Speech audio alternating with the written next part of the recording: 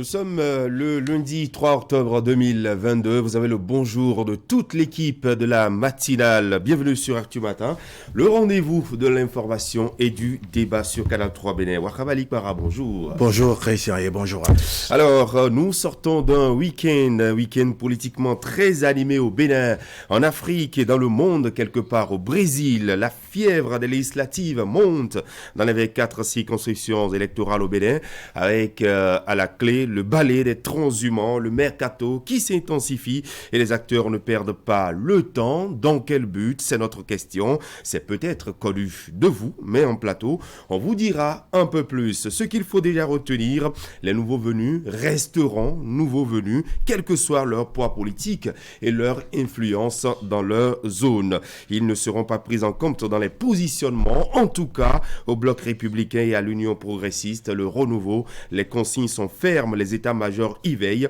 Nos analyses à suivre dans moins d'une heure au forum de discussion. Nous irons au Burkina Faso. Le pays des hommes intègres est une nouvelle fois éprouvé par ces bruits de bottes. Le colonel Paul-Henri Damiba renversé démissionne et trouve refuge au Togo. Ibrahim Traoré prend le pouvoir. Quel avenir pour ce pays victime de coups d'État successifs?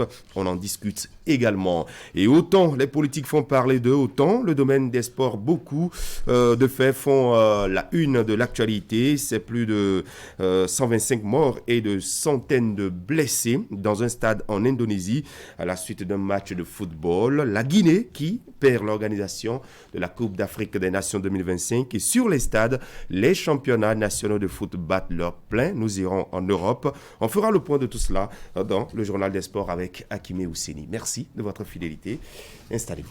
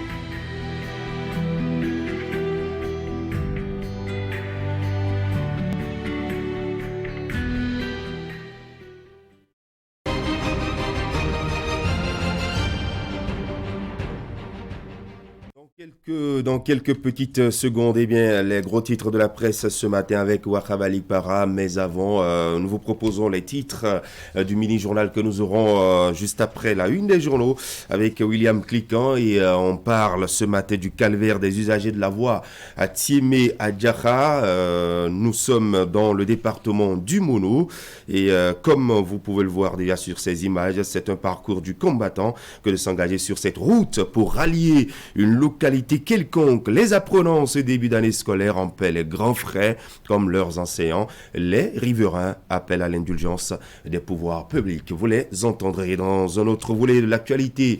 L'engagement politique avec assurance tout en mettant ses compétences au service de son parti. C'est bien sûr là la substance d'une conférence animée à l'université d'Abomey-Calavi dans le week-end. Le groupe de réflexion alternative et perspective est à l'initiative. Les échanges se sont tenus à l'occasion de la rentrée officielle du Creuset. William Cliquant, bonjour. Bonjour Christian, bonjour à tous. Bienvenue, on vous retrouve dans le mini-journal. Mais tout de suite, c'était Wahab Ali Para.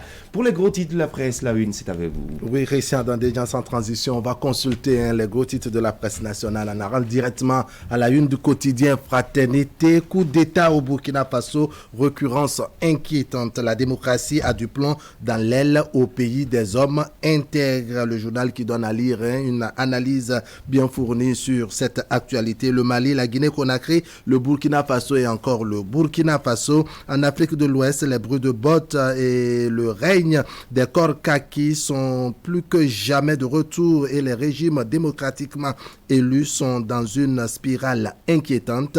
Un peu comme dans les années qui ont suivi les indépendances, les militaires ont décidé de sortir des casernes pour s'impliquer davantage dans la gouvernance des États. HD Fraternité, vous avez le reste de l'analyse. Troisième édition du concours vacances en lecture appuyé par Canal+.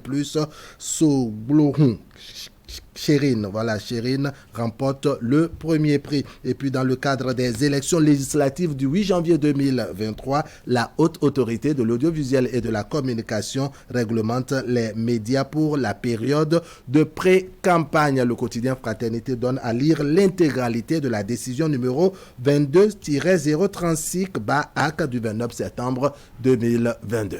On est maintenant à la une du quotidien de service public La Nation. Législative de 2023, les directives de la haute autorité de l'audiovisuel et de la communication pour la pré-campagne. Mise en place de lycées techniques et écoles de métiers, une dynamique tournée vers l'innovation. Quotidien Le Matinal, candidature à l'Union progressiste Le Renouveau et au Bloc républicain dans le cadre des élections législatives de 2023. Mauvaise nouvelle pour les transhumants, des consignes contre leur positionnement sur les listes et plutôt de croissance du produit intérieur brut au deuxième trimestre de l'année en cours. Le Bénin, deuxième dans l'espace UEMOA. Nord-Sud quotidien qui nous envoie à la ville capitale Porto-Novo. La mairie remet des chèques aux écoles à cantine. Et pour des élections législatives 2023 apaisées, la SCAP a réuni opposants, mouvanciers et organisations de la société civile. Quotidien Le Potentiel, trafic du CIP et établissement de vrais faux passeports, tolérance zéro pour les faussaires, affirme Cyril Goubedji. Les deux agents de l'ANIP interpellés ne sont pas ceux détachés à la direction de l'émigration et de l'immigration. Et en plus des 9 individus déjà en prison, de nouvelles personnes arrêtées ce week-end. Et puis, énième coup d'État au Burkina Faso, Damiba, un indésirable dégagé comme un colis encombrant. L'informateur, cette fois-ci, journée internationale des personnes âgées, l'appel de la ministre Tony Fodé au PP et au Mémé. Et puis, élection législative de 2023, la demande du quitus fiscal est individuelle, précise l'informateur. L'informateur qui nous apprend également que dans sa nouvelle lettre adressée aux militants du parti Union progressiste Le Renouveau, Joseph Diogbeno parle de la liste fiable à mesure de convaincre. Flash Info, cette fois-ci, politique dans la 6e circonscription électorale. Le réseau GEPAC, désormais à l'ombre de l'Union progressiste. Le Renouveau, le journal qui nous apprend que Judy Kayel Ayadokou et ses lieutenants sont résolument engagés aux côtés du plus grand parti politique du Bénin. La nouvelle génération, polémique incessante autour d'une prétendue flambée des prix dans les marchés dans le début du mois d'octobre. Les mises au point du directeur général des douanes, Alain Hinkati, et puis législative 2023 et adhésion au parti du Baobab. Au nom du président Diogbeno, Judy Kayel Ayadokou accueille le réseau GEPAC. Quotidien, les 4 vérités. Secteur de l'énergie, la GIZ et le ministère de l'énergie comblent le vide de compétences féminines de haut niveau. Et puis, débordement des eaux du fleuve Mono dans la commune de Dogo. Le maire Malgroa Agossou constate les dégâts dans l'arrondissement de Dévé. Le leader du jour, Vallée de Lomé, imminent recrutement des aspirants au métier d'enseignant. L'honorable Léon Bokové initie des sessions de renforcement de capacité au profit des potentiels candidats. Et puis la haute autorité de l'audiovisuel et de la communication qui fixe les modalités de couverture médiatique en période de pré-campagne. Matin libre qui nous envoie dans le département de la Donga. Après Cotonou, Parakou et Kandi, les jeunes de Djougou formés à l'entrepreneuriat, une initiative de l'ONG terrienne et Richard Boni Oro. Et puis secteur sécurité routière, j'allais dire, commet 5 morts dans un accident. Émergence Info, positionnement pour les élections législatives de 2023. Les plus de 3 mandats ont de quoi s'inquiéter. Et puis, nouveau coup d'État au Burkina Faso. Le colonel Damiba, renversé, trouve asile à Lomé au Togo. Et puis, l'autre vision cette fois-ci. Quotidien, l'autre vision. Pour l'ancrage et la victoire du parti Union Progressiste, le renouveau dans la 6e circonscription électorale. Le dinosaure politique Étienne Videgla hule sa machine à broyer. L'opération d'enrôlement des membres de l'AJDDMB sur la plateforme des militants du parti Union Progressiste. Le renouveau démarre ce lundi. Nous apprend l'autre vision qui nous apprend également que le professeur Dominique Médard Bada reçoit les hommages de ses disciples. Il part à la retraite. C'est la retraite donc d'un homme scientifique, précise l'autre quotidien.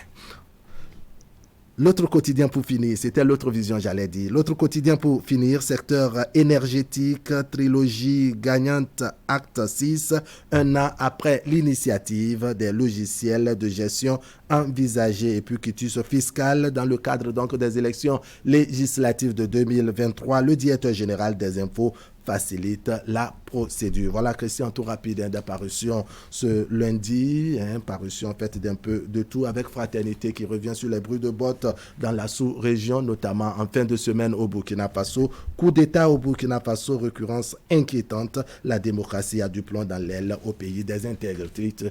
Quotidien Fraternité. Voilà, il faut rappeler que c'est le capitaine Ibrahim Traoré qui a renversé le colonel Paul-Henri Damiba, qui lui trouve refuge quelque part à Lomé, la capitale du Togo. En plateau ce matin, on dira un mot sur ces coups d'État répétitifs du côté du pays des hommes intègres. Merci pour toutes les informations à nous relayer ce matin dans la presse nationale. Et vous étiez donc au service. Merci à vous, Rabali. On vous retrouve tout à l'heure au Forum 2. Discussion en fin d'édition, ce sera la revue de presse avec Assiomon Kanye Assiomon. Et dans l'actualité, on va parler également des préparatifs de la fête de la Gani à Niki.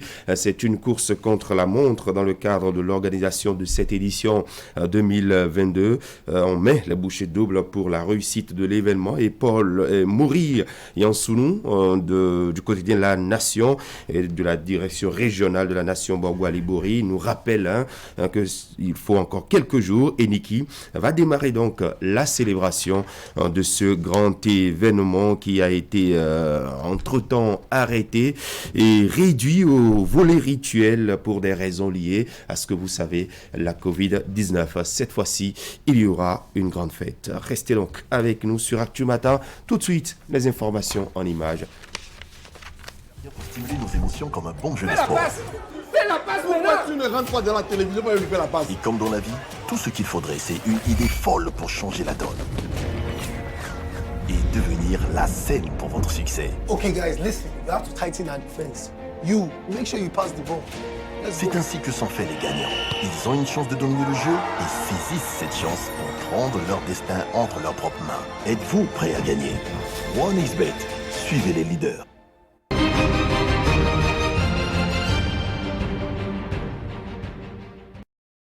On se réveille ce matin avec un petit voyage, un voyage qui nous sera périlleux, vous allez le constater.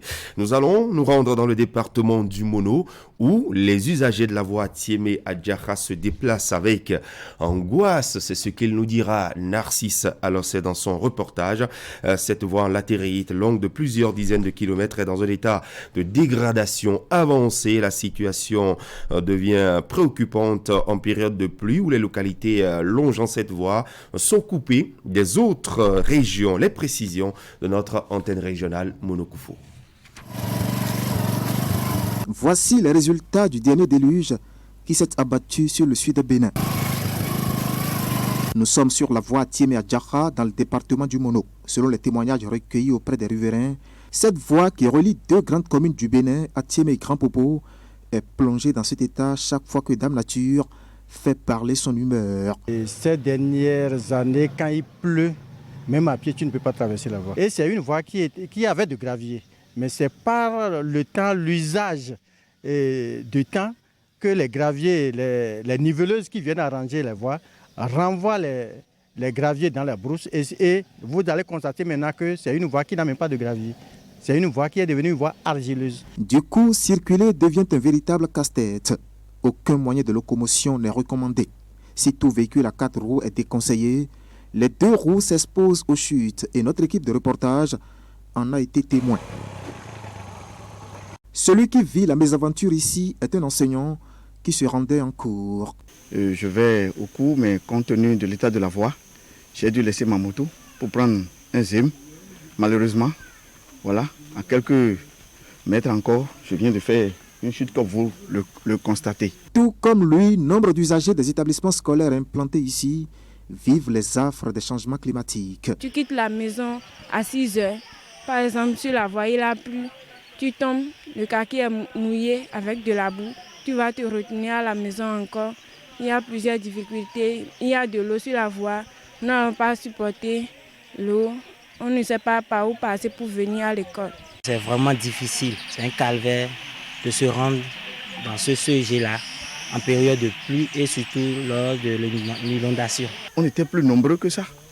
Mais cette année, ils sont tous partis. Certains ont abandonné, d'autres ont fait transfert pour aller ailleurs. On risque de faire une année blanche à cause de la voie là, si ça continue comme ça. Certains, visiblement plus avertis ou prévoyants, prennent sur eux des mesures de substitution d'habits et passent à l'acte à l'abri en cas de désagrément. Soucieux des fruits de leur rendement en fin d'année, les apprenants, eux, se disent pénalisés. À cause de l'état de notre voie, nous sommes en retard déjà dans le programme, alors qu'à la fin de l'année, nous allons composer les mêmes épreuves, surtout à l'examen, nous allons composer les mêmes épreuves. Les autres qui sont ailleurs sont déjà en avance sur nous. La préoccupation majeure ici, ce sont des cas d'urgence en cas de maladie. Avec un état de dégradation aussi avancé de la seule voie qui relie leur localité au reste du monde, usagers et riverains craignent pour leur vie. Ni l'ambulance ne peut chercher la femme en travail d'accouchement pour l'hôpital de zone lorsqu'il y a urgence. Surtout les femmes enceintes qui seront vraiment dans un état vraiment compliqué et nous les référons. On ne sait même pas comment il faut faire pour qu'ils puissent aller à la destination, aller à l'hôpital de zone pour mieux prise en charge. Les enfants de moins de 5 ans, nous sommes tous en difficulté, on ne sait pas. Des vies humaines exposées donc au danger ici à Grand Popo et à Thiémé, faute de voies de communication. Pour des communes considérées aussi comme des greniers agricoles, des produits issus des champs sont en souffrance. Les tomates, les produits des champs restent dans les champs et se gâtent et n'arrivent pas sur la voie pour la vente. Pas de voie d'accès pour les acheminer et les écouler. Au cours de notre tournage, nous avons croisé ce sexagénaire qui revenait du champ.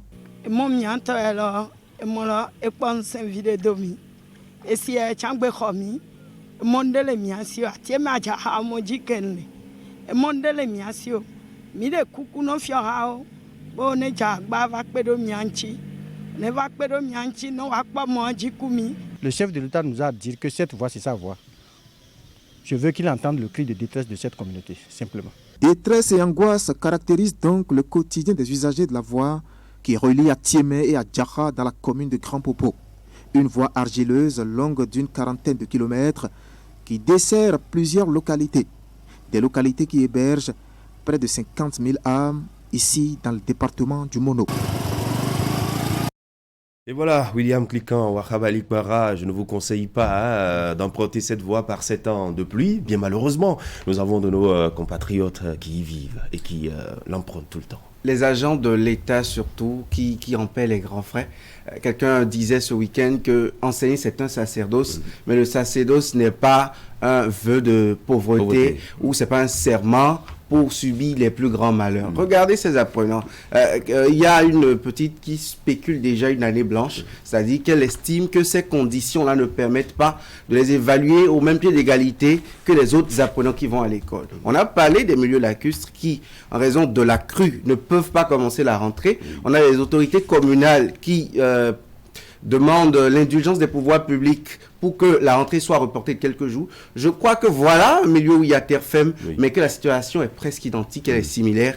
Et franchement, pour les apprenants, bon, les activités économiques, elles, ça se comprend parce que c'est beaucoup plus des adultes et c'est cyclique, c'est affres. On a vu des circonstances permettre cela. Mais pour l'activité scolaire, franchement, je pense que la difficulté est beaucoup plus visible et perceptible. Oui, Christian, j'ai bien envie d'écouter ou de suivre vos conseils, ne pas me rendre là-bas. Mais malheureusement ou heureusement, c'est selon. J'ai des parents dans cette zone-là. J'ai des parents à Konoué, par exemple, où il y a difficulté. Vous avez entendu un médecin de la zone qui exprimait combien il y a de difficultés, n'est-ce pas, de faire traverser, même femmes enceintes en cette période-là. Et pour les apprenants également, ça devient compliqué. Ça devient vraiment complexe de voir un enseignant, n'est-ce pas, qui essaie, vaille que vaille, de se rendre à l'école, transmettre le savoir et qui tombe en pleine circulation, qui tombe dans la boue. Comment il va se présenter, n'est-ce pas, devant ces apprenants quand on sait qu'il peut sortir avec des railleries de ces apprenants ou bien bénéficier d'un surnom qui va lui coller comme une étiquette éternellement. Donc il y a un véritable problème et cette spéculation de l'apprenante que nous avons entendue tout à l'heure qui prédit déjà, je dirais, une année blanche parce qu'en raison de la situation actuelle, l'exécution du programme n'est pas au même rythme que ça se fait dans les écoles qui ne sont pas frappées par les affres donc de l'inondation ou de débordement des eaux. Il faut donc souhaiter, n'est-ce pas, que comme l'a rappelé un citoyen de la zone, il aurait entendu un des propos du chef de l'État disant comme quoi à Tiémé, cette voie, c'est sa voie. Donc que le chef de l'État puisse vraiment diligenter ce qu'il faut, n'est-ce pas, de manière à ce que ces populations soient vraiment soulagées. La traversée, franchement, c'est un péril. Voilà, nous interpellons donc le ministère des Infrastructures et des Transports ce matin pour voir ce qu'il est possible de faire. On rappelle que cette région est une région agricole. On a véritablement besoin de pluie pour produire les cultures, mais à côté, c'est que quand il pleut, il y a d'énormes difficultés pour rallier un point A à un point B. Allez, nous allons poursuivre avec les eaux qu'il ne faut pas du bien. En ce moment, la montée des eaux des grands cours d'eau du Bénin provoque aussi l'impraticabilité de plusieurs voies dans la métropole du Bénin, Cotonou, et ses communes environnantes. William Cliquant. La crue n'est pas que dans le monocristal, dans les gens, ce phénomène dû à la pluviométrie intense dans la partie méridionale du Bénin. La commune déjà lacustre au sud du Bénin, Souava, n'échappe pas à la furie des eaux qui gagnent du terrain, engloutissant tout sur son passage. Asion Mokanya, Asion pour les précisions. Dans la commune de Souava, seule la mairie résiste encore à l'invasion du lac Nokoué. Surplombant la terre ferme, elle est pour l'instant épargnée après seulement 12 jours de crue. Par contre, maisons, centres de santé, embarcadères, tout est sous l'eau qui cause des dégâts considérables à la population.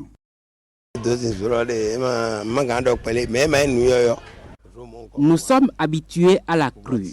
Celle de cette année a pris d'ampleur. Un phénomène qui arrive tous les ans. Mais il y en a qui surviennent tous les 15 ou 20 ans. L'actuel était survenu il y a exactement 12 ans.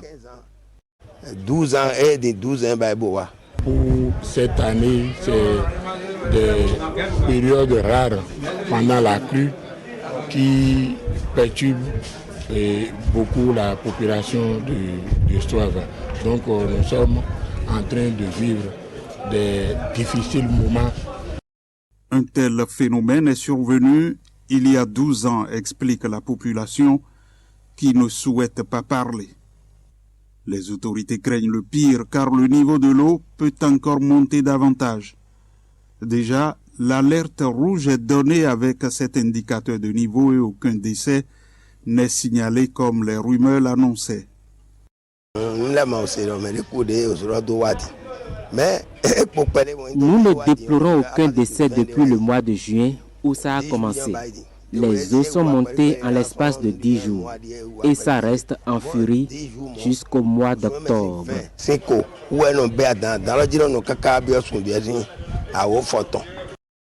Dans toutes les localités de la commune, les écoles sont au ralenti 2 semaines seulement après la rentrée.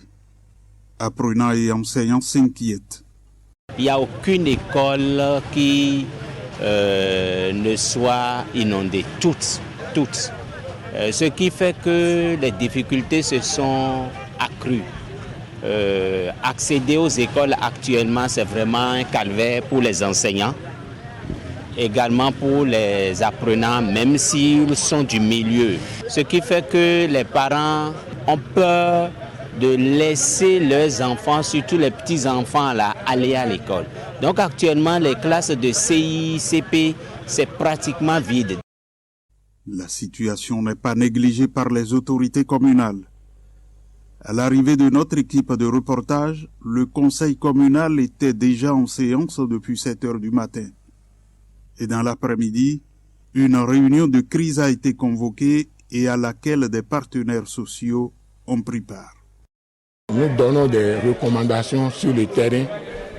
Et suite à cela, nous avons convoqué aujourd'hui même, ce vendredi 30 septembre, nous avons convoqué une réunion d'urgence qui a regroupé tous les partenaires sociaux qui sont sur la plateforme. Dans la ville de Cotonou, les quartiers longeant la berge fluviale n'en sont pas épargnés. C'est le cas de Ménotin où les habitants vivent le calvaire.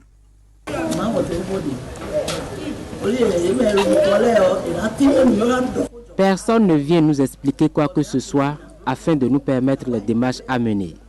Nous sommes prêts à payer quelque chose pour être bien logés. Lorsqu'il y a la petite crue, l'eau vient jusque dans la cour, mais la grande a envahi les chambres.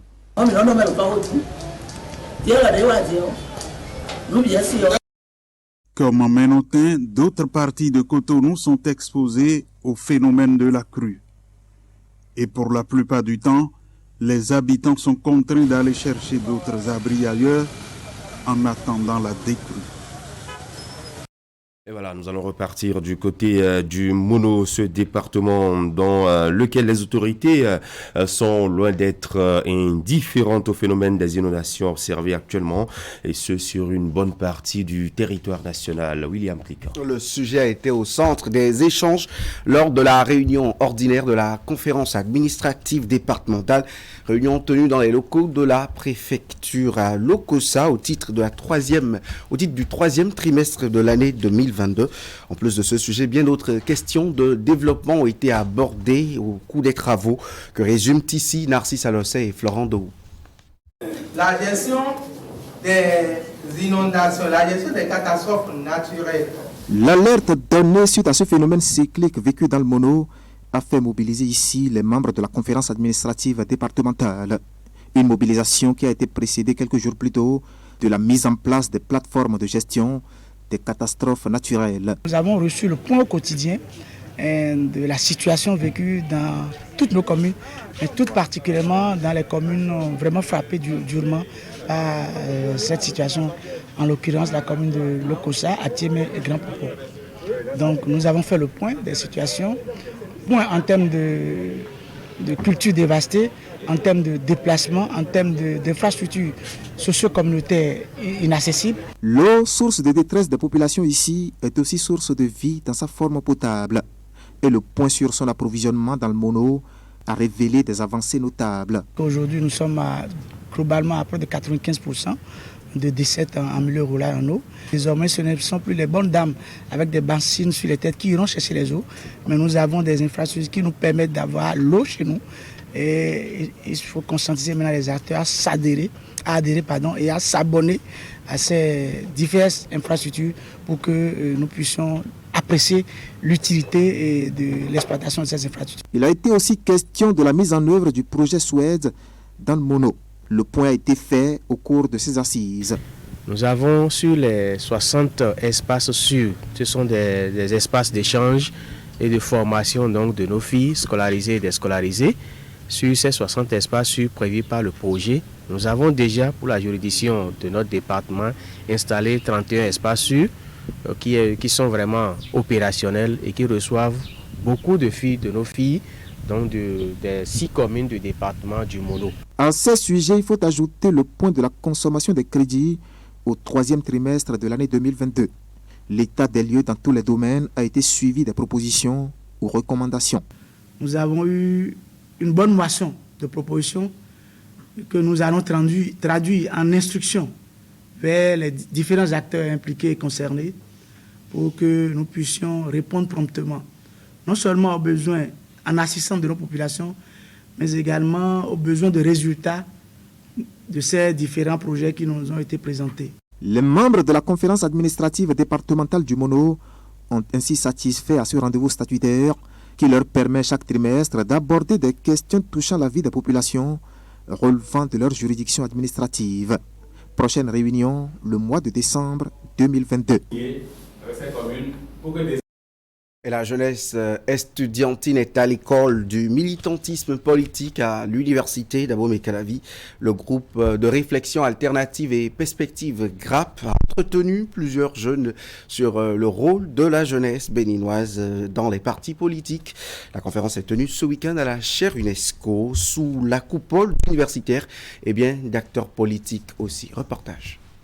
Lorsque le législateur dit qu'il faut 15 personnes par commune pour créer... 4 communications dédiées à l'action de la jeunesse dans la sphère politique au Bénin.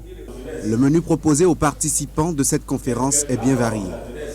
L'idéologie comme leitmotiv, la conviction d'entrer en politique pour valoriser ses compétences et le cadre législatif organisant la vie politique au Bénin aujourd'hui sont des axes de discussion qui ont meublé les échanges. Les jeunes ont comme l'impression que la politique n'est pas leur affaire. Et en général s'y écartent. Mais au fond, on ne va pas en politique pour devenir champion des coups bas. On y va parce qu'on a une compétence et parce qu'on doit servir ce pays et parce qu'on doit participer à la gestion des affaires publiques. Et aller en politique pour les jeunes n'est pas forcément d'aller faire de la mobilisation. Comme chacun va avec ses compétences, forcément on sert à quelque chose au niveau de son parti politique. Soit dans les idées, dans les réflexions. Pour atteindre les objectifs de conquête et d'exercice donc de pouvoir, il faut que les partis s'appuient sur les jeunes, non pas comme des personnes qu'il faut utiliser comme des consommateurs ou des bétails pour avoir le pouvoir seulement. Il faut travailler avec eux en toute conscience. Les panels et communications ont suscité intérêt et engagement chez les participants. Au-delà de simples discours, le GRAP, groupe de réflexion alternative et perspective, a pu mettre à disposition de ces jeunes toutes les armes pour faire une entrée réussie en politique. Il ne s'agit pas de continuer de dire aux populations d'adhérer simplement à des partis qui sont ouverts.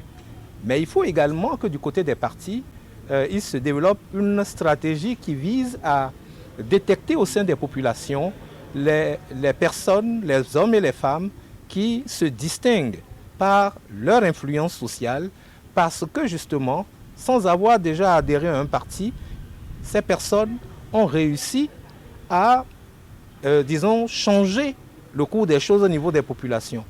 La jeunesse a sa place, toute sa place au sein des partis politiques et joue un rôle d'ailleurs important pour l'atteinte des objectifs d'un parti politique et donc pour la conquête du pouvoir. Et cette conférence nous a permis de rappeler encore les rôles et responsabilités de la jeunesse. Parce qu'il ne faut pas être jeune et attendre qu'on vous appelle, mais il faut aller, il faut offrir. Donc c'est aux jeunes de s'engager, de militer, de contribuer à l'animation de la vie politique. La conférence s'est tenue sous le parrainage de professeur Joseph Tchogbenou de la faculté de droit et président de l'Union progressiste Le Renouveau. Allez, bonne semaine à tous. D'accord, merci beaucoup. Merci à vous, William Cliquant. Vous restez avec nous. Ensemble, nous allons faire un petit tour dans les marchés qui vont s'animer aujourd'hui, demain mardi et mercredi prochain. Clément Tchadé, bonjour. Bonjour Christian, bonjour à toutes et à tous. À la pause. Envie de fraîcheur? Recherchez-vous des climatiseurs de qualité à basse consommation d'énergie électrique? La solution, c'est Airfroid Technologies. Airfroid, ce sont des climatiseurs écologiques, silencieux et surtout très économiques. Nous disposons aussi de la marque Galanz. Découvrez la toute nouvelle technologie, les climatiseurs inverteurs. Une technologie exceptionnellement élaborée pour les zones de forte baisse de tension.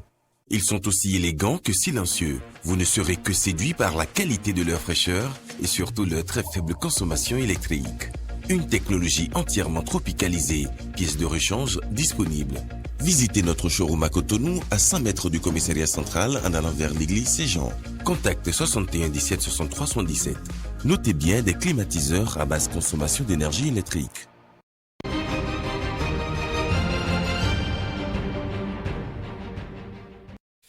Les lundis, notre page éco se consacre aux marchés qui vont s'animer. On nous donne également une idée sur les coûts de produits dans ces différents marchés. Allez, nous sommes avec vous, Clément Tchadé. Oui, coucou Christian, et on démarre par ce jour, donc ce lundi, les marchés de Seroué, Glo, Wando s'animent.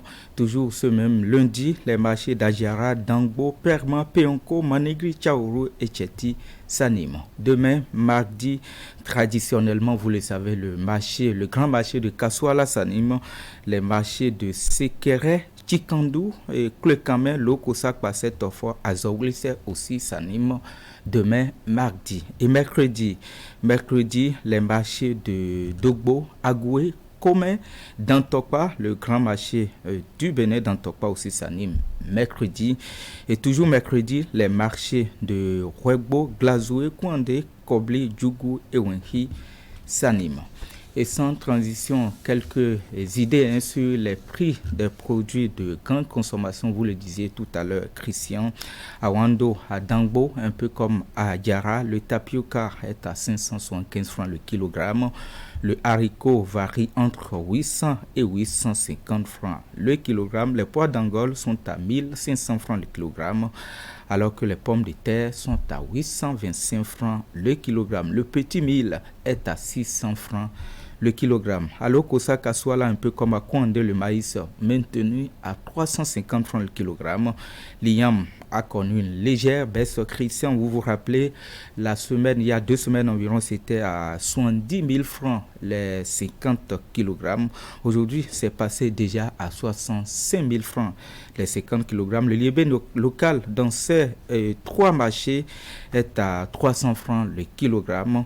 Dans le même temps, le sorgho, le rouge, il faut le préciser, est à 800 francs le kilogramme. À Ouegbo, Boïkon, un peu comme dans les collines, pour le précis, à Glazoué, l'arachide coque est à 400 francs le kilogramme. La carotte est à 400 francs aussi, un peu comme l'arachide. Le riz local, pendant ce temps, est à 400 francs aussi. Et le soja dans ces localités se vend actuellement à 450 francs le kilogramme. Christian, voilà un tour rapide sur quelques marchés qui s'animent ce lundi, demain, mardi et mercredi. Et vous avez aussi l'aperçu général sur le coût de quelques produits. Merci. Merci à vous, Clément Tchadé. Rendez-vous jeudi prochain, juste après le Midi Journal, pour d'autres informations sur les marchés. Allez, vous restez avec nous dans la suite de ce rendez-vous matinal sur Canal 3, Béné sur Actu Matin. On va parler donc élections avec les législatives à venir.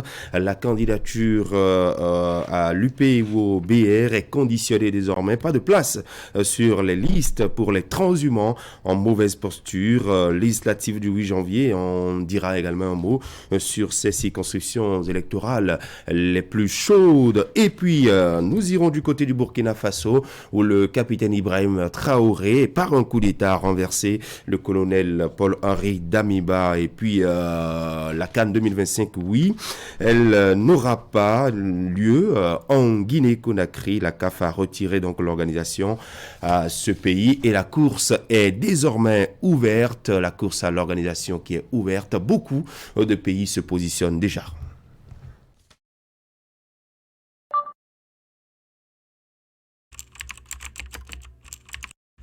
Votre chaîne Canal 3 Bénin à portée de main.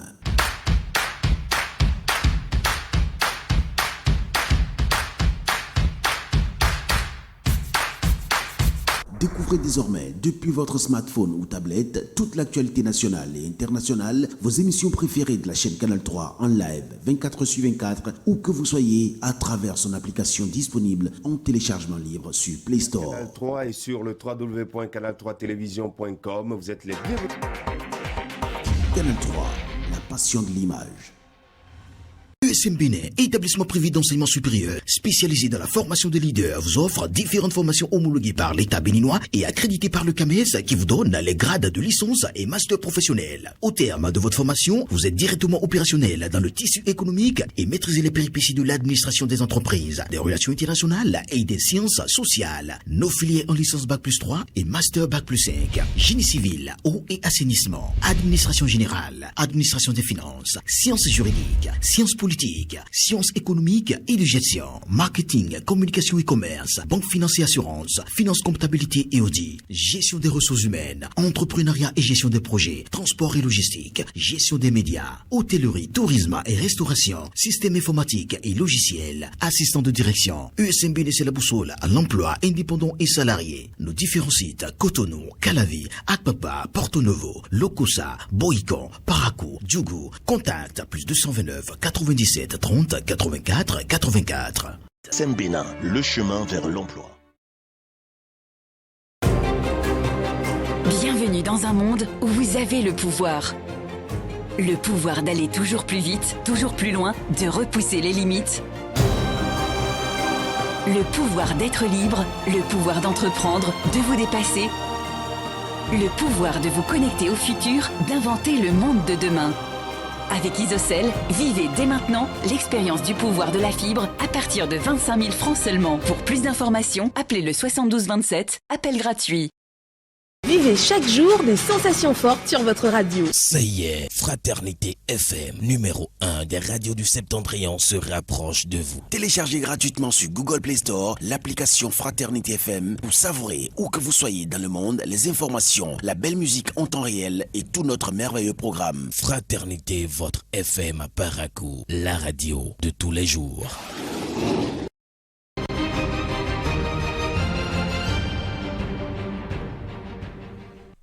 Les sports, et c'est les sports sur Actu Matin. Hakimi, bonjour. Et Christian Dandejam, bonjour mesdames, messieurs, bonjour. Les sports ce matin, il y aura du football avec les différents championnats européens disputés ce week-end, la Ligue 1 en France, la Ligue espagnole avec le match nul concédé hier par le Real Madrid. On dirait un mot sur la Bundesliga, sans oublier la Première Ligue avec ce cyborg, je veux parler de Erling Haaland qui fait forte sensation du côté donc, de l'Angleterre. On dirait un mot, Christian, sur le tirage au sort de la phase finale du championnat d'Afrique des Nations. Le Bénin ne sera pas présent, mais les éliminatoires ont été disputés. Le tirage au sort s'est effectué donc en début de week-end. Nous allons faire un tour du côté de la Tunisie, puisque 2 représentants sont là-bas. On parlera handball avec les Flowers CNSS, aussi bien au niveau des hommes qu'au niveau des dames. 3 sorties, 3 défaites.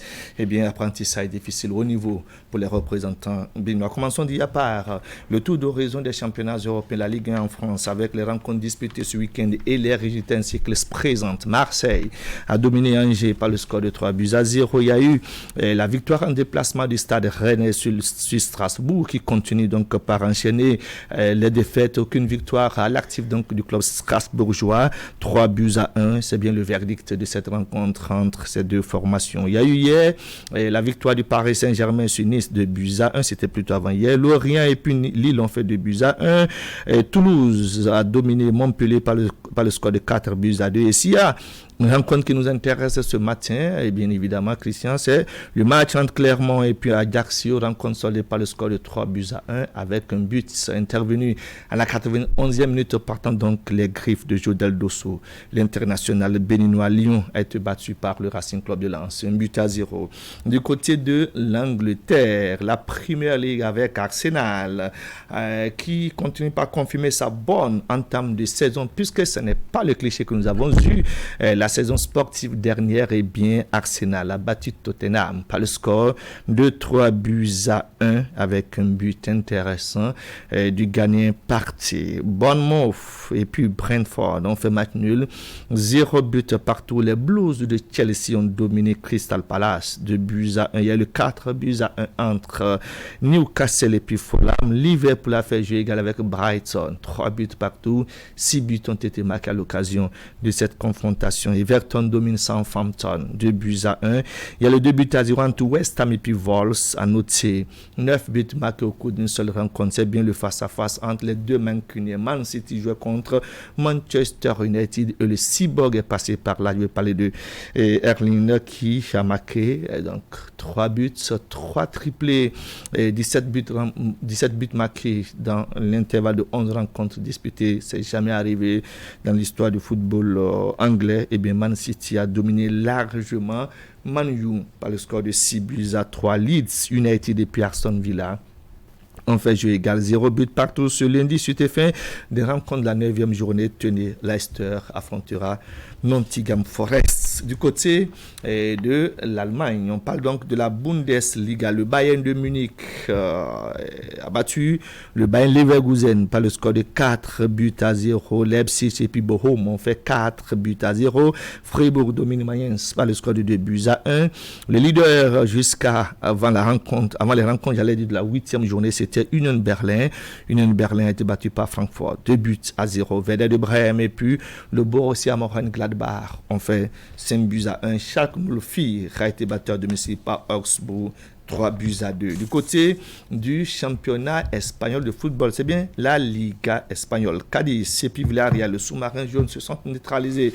0 but partout. Barcelone, déjà le samedi, a battu Mallorca 1-0. Il a mis la pression sur son rival de tout le temps du côté de l'Espagne. C'est bien le Real Madrid. Hier, le Real Madrid a calé à domicile face à Osasuna, 1 but partout. Penalty manqué dans la foulée par Karim Benzema qui fait son retour et puis un but refusé à Vinicius Junior. On retiendra que les deux formations désormais partagent le même nombre de points, 19 pour Barcelone, 19 pour Real Madrid, en attendant donc le Classico du week-end prochain qui s'annonce très étincelant, Christian. Ce lundi, suite et fin des rencontres donc de cette 7e journée du côté de l'Angleterre, tenez, le Rayo Vallecano jouera contre Elche. Voilà un peu résumé le tour d'horizon des championnats européens. Quand on revient en Afrique, eh bien, on parle du tirage au sort effectué comme temps pour la phase finale du championnat d'Afrique des Nations.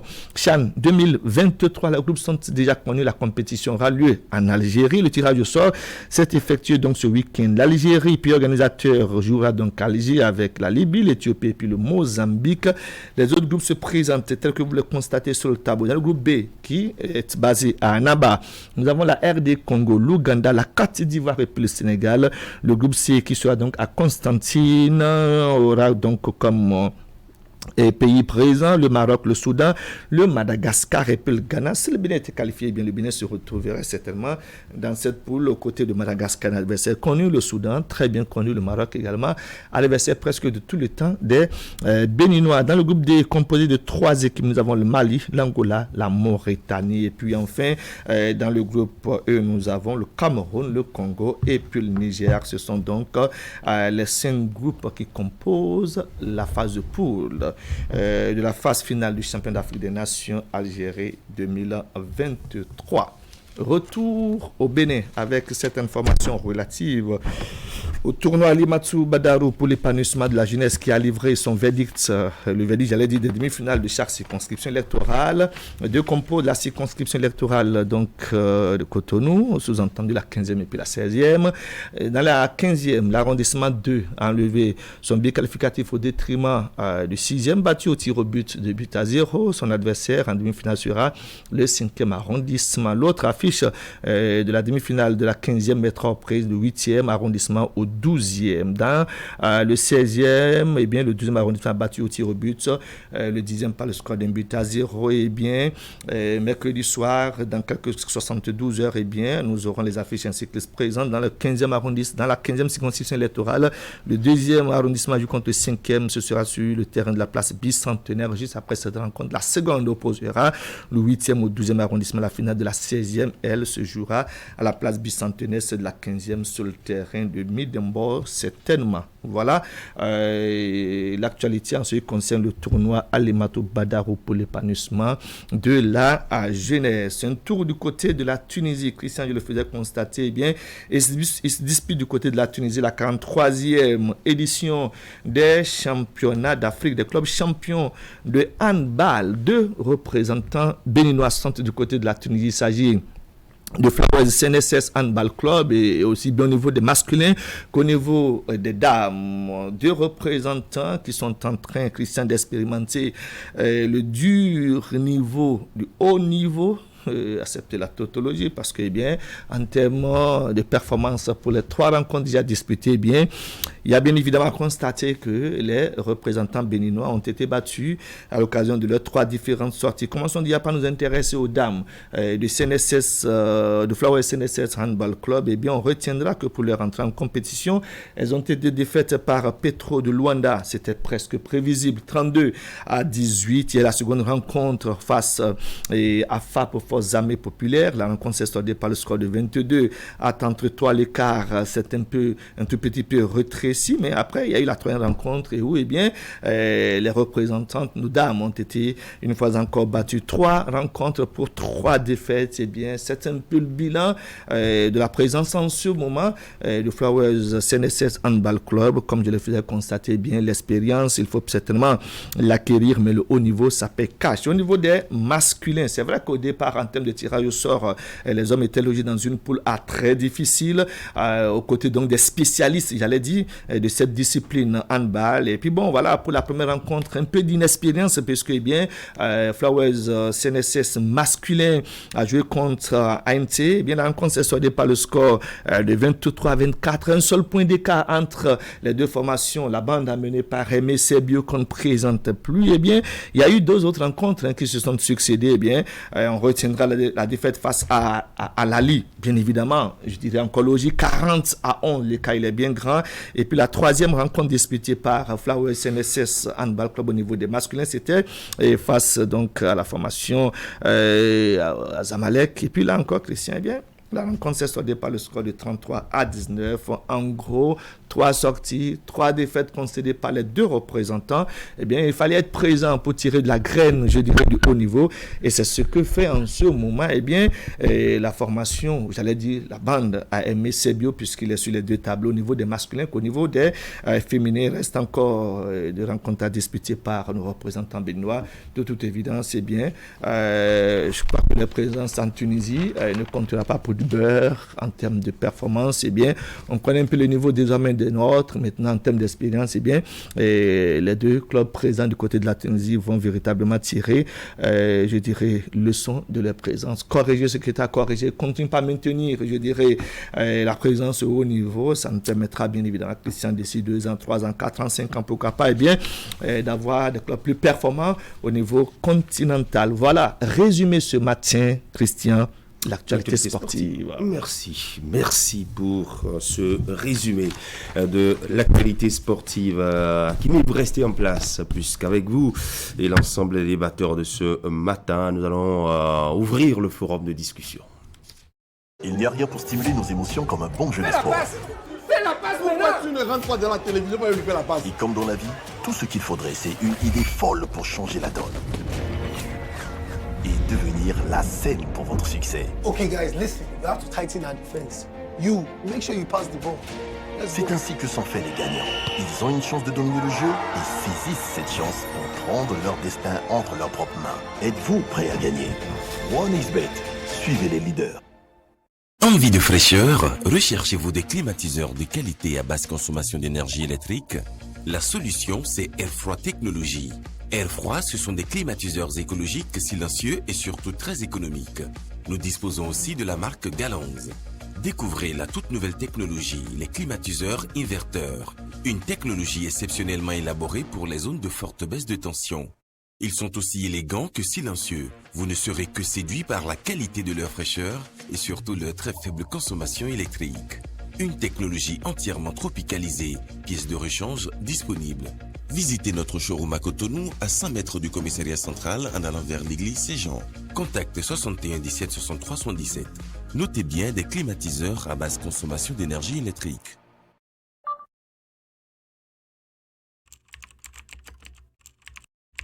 Votre chaîne Canal 3 Bénin à portée de main.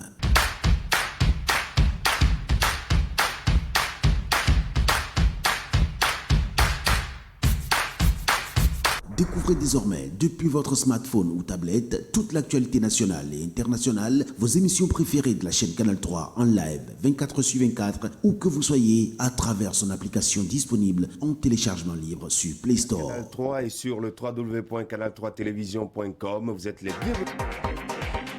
Canal 3, la passion de l'image.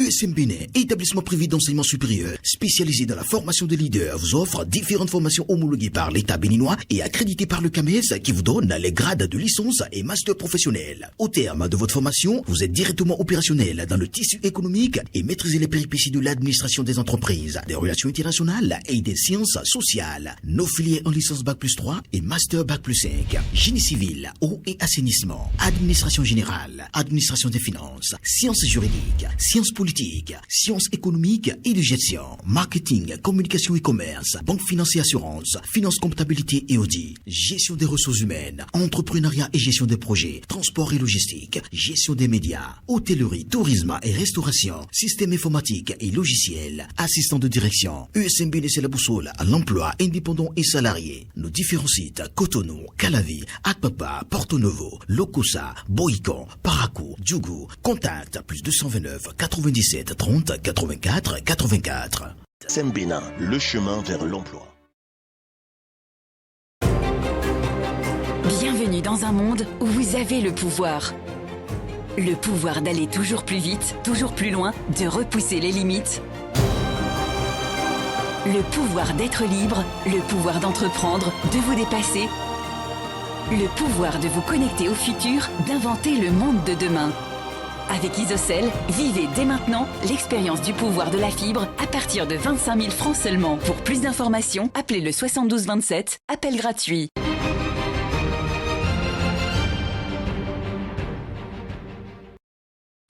8h02 sur Canal 3 Bénin. Si vous nous rejoignez, vous êtes sur Actu Matin. Installez-vous confortablement. Bonjour, chers messieurs.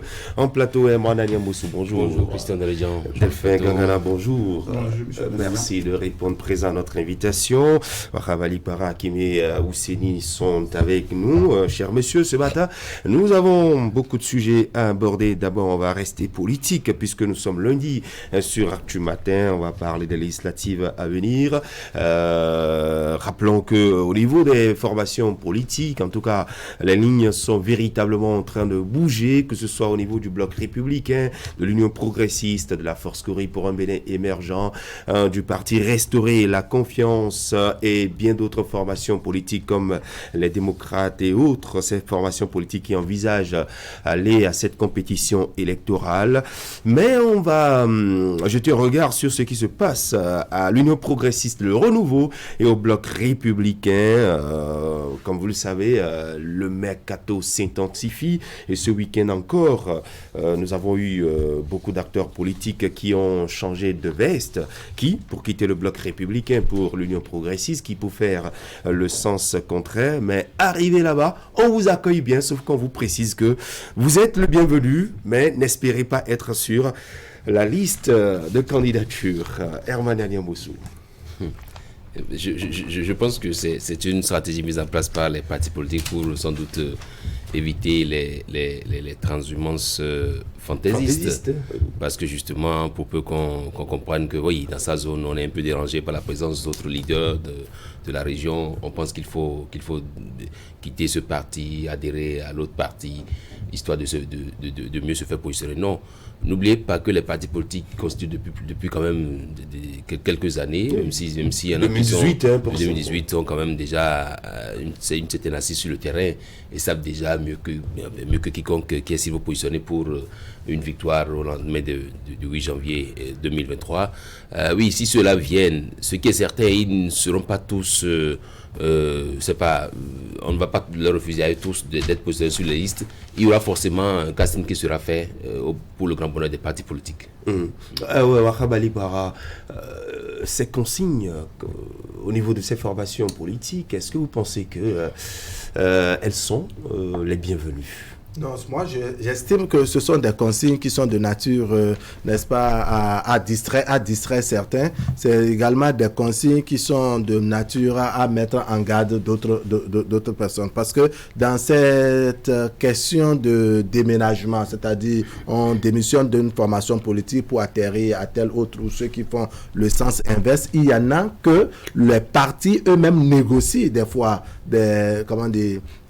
l'arrivée chez eux de certains acteurs politiques qui étaient déjà dans d'autres formations politiques. Alors, à ce niveau, il faut se demander sur quelle base ces négociations ont été faites. Lorsque c'est le parti qui est demandeur, parce que quand c'est l'acteur politique lui-même qui, de son propre chef, décide d'atterrir là-bas, il n'est pas en position de force. Mais lorsque c'est le parti qui fait les négociations, quelles sont les conditions, les modalités sur lesquelles les deux partis, les deux camps se sont entendus avant que l'acteur politique qui peut-être a derrière lui d'autres lieutenants, comme on dit souvent, n'est-ce pas? Quelles sont les modalités sur lesquelles ils se sont entendus et comment ça se fait si l'acteur politique qui adhère n'a pas un intérêt, n'a pas un gain? Certes, le gain peut ne pas être immédiat, c'est-à-dire peut ne pas être lié aux élections législatives tout de suite pour qu'ils s'attendent à un positionnement grandeur nature, mais il y a que si c'est le parti qui négocie son arrivée, il y a bien des conditions qu'on a énumérées,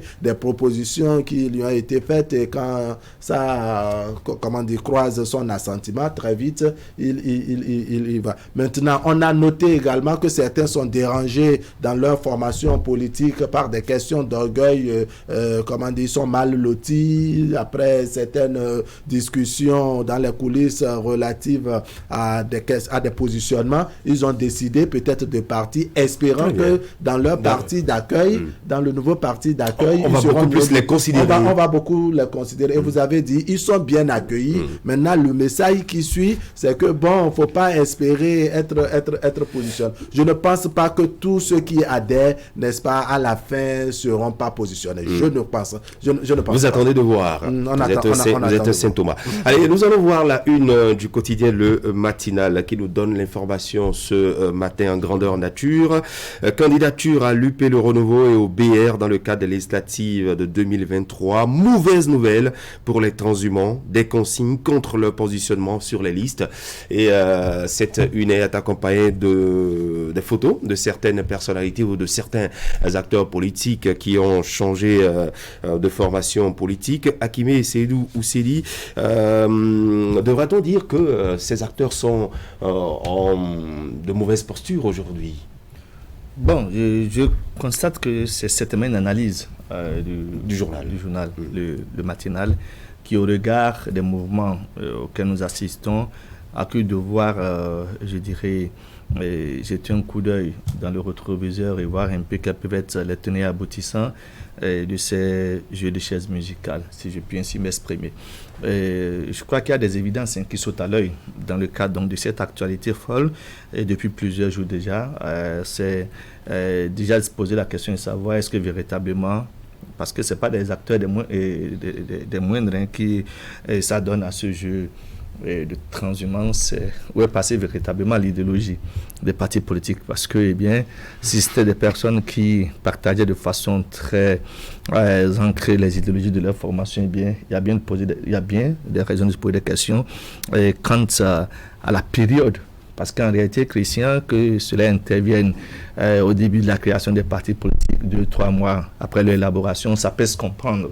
Mais là, le contexte dans lequel nous sommes nous oblige véritablement à attacher ou à rattacher, ces mouvements-là avec l'échéance de janvier 2023. Il n'y a rien à faire. On a beau élaborer dans tous les sens, c'est qu'on a année 2023. Et comme j'aime souvent le dire, 2023 préparant 2026, certains se disent qu'il vaut mieux venir enfin.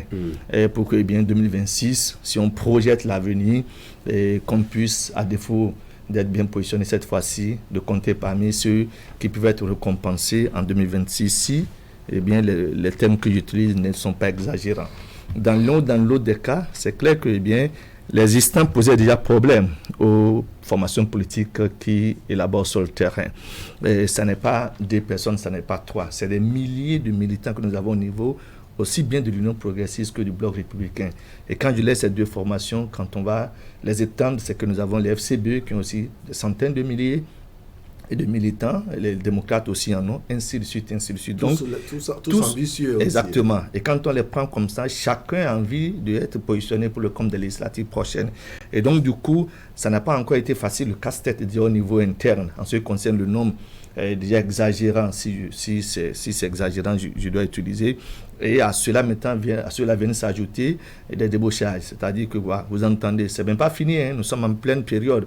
On l'entendra jusqu'à ce que, entre le 28 et puis le 2 novembre, le 28 octobre et le 2 novembre, que la Sénat va bousculer les listes de candidature à sa porte et que, à 0h du 2, qu'on dise stop et qu'à partir du 4, on commence par afficher les listes de ceux qui seront retenus.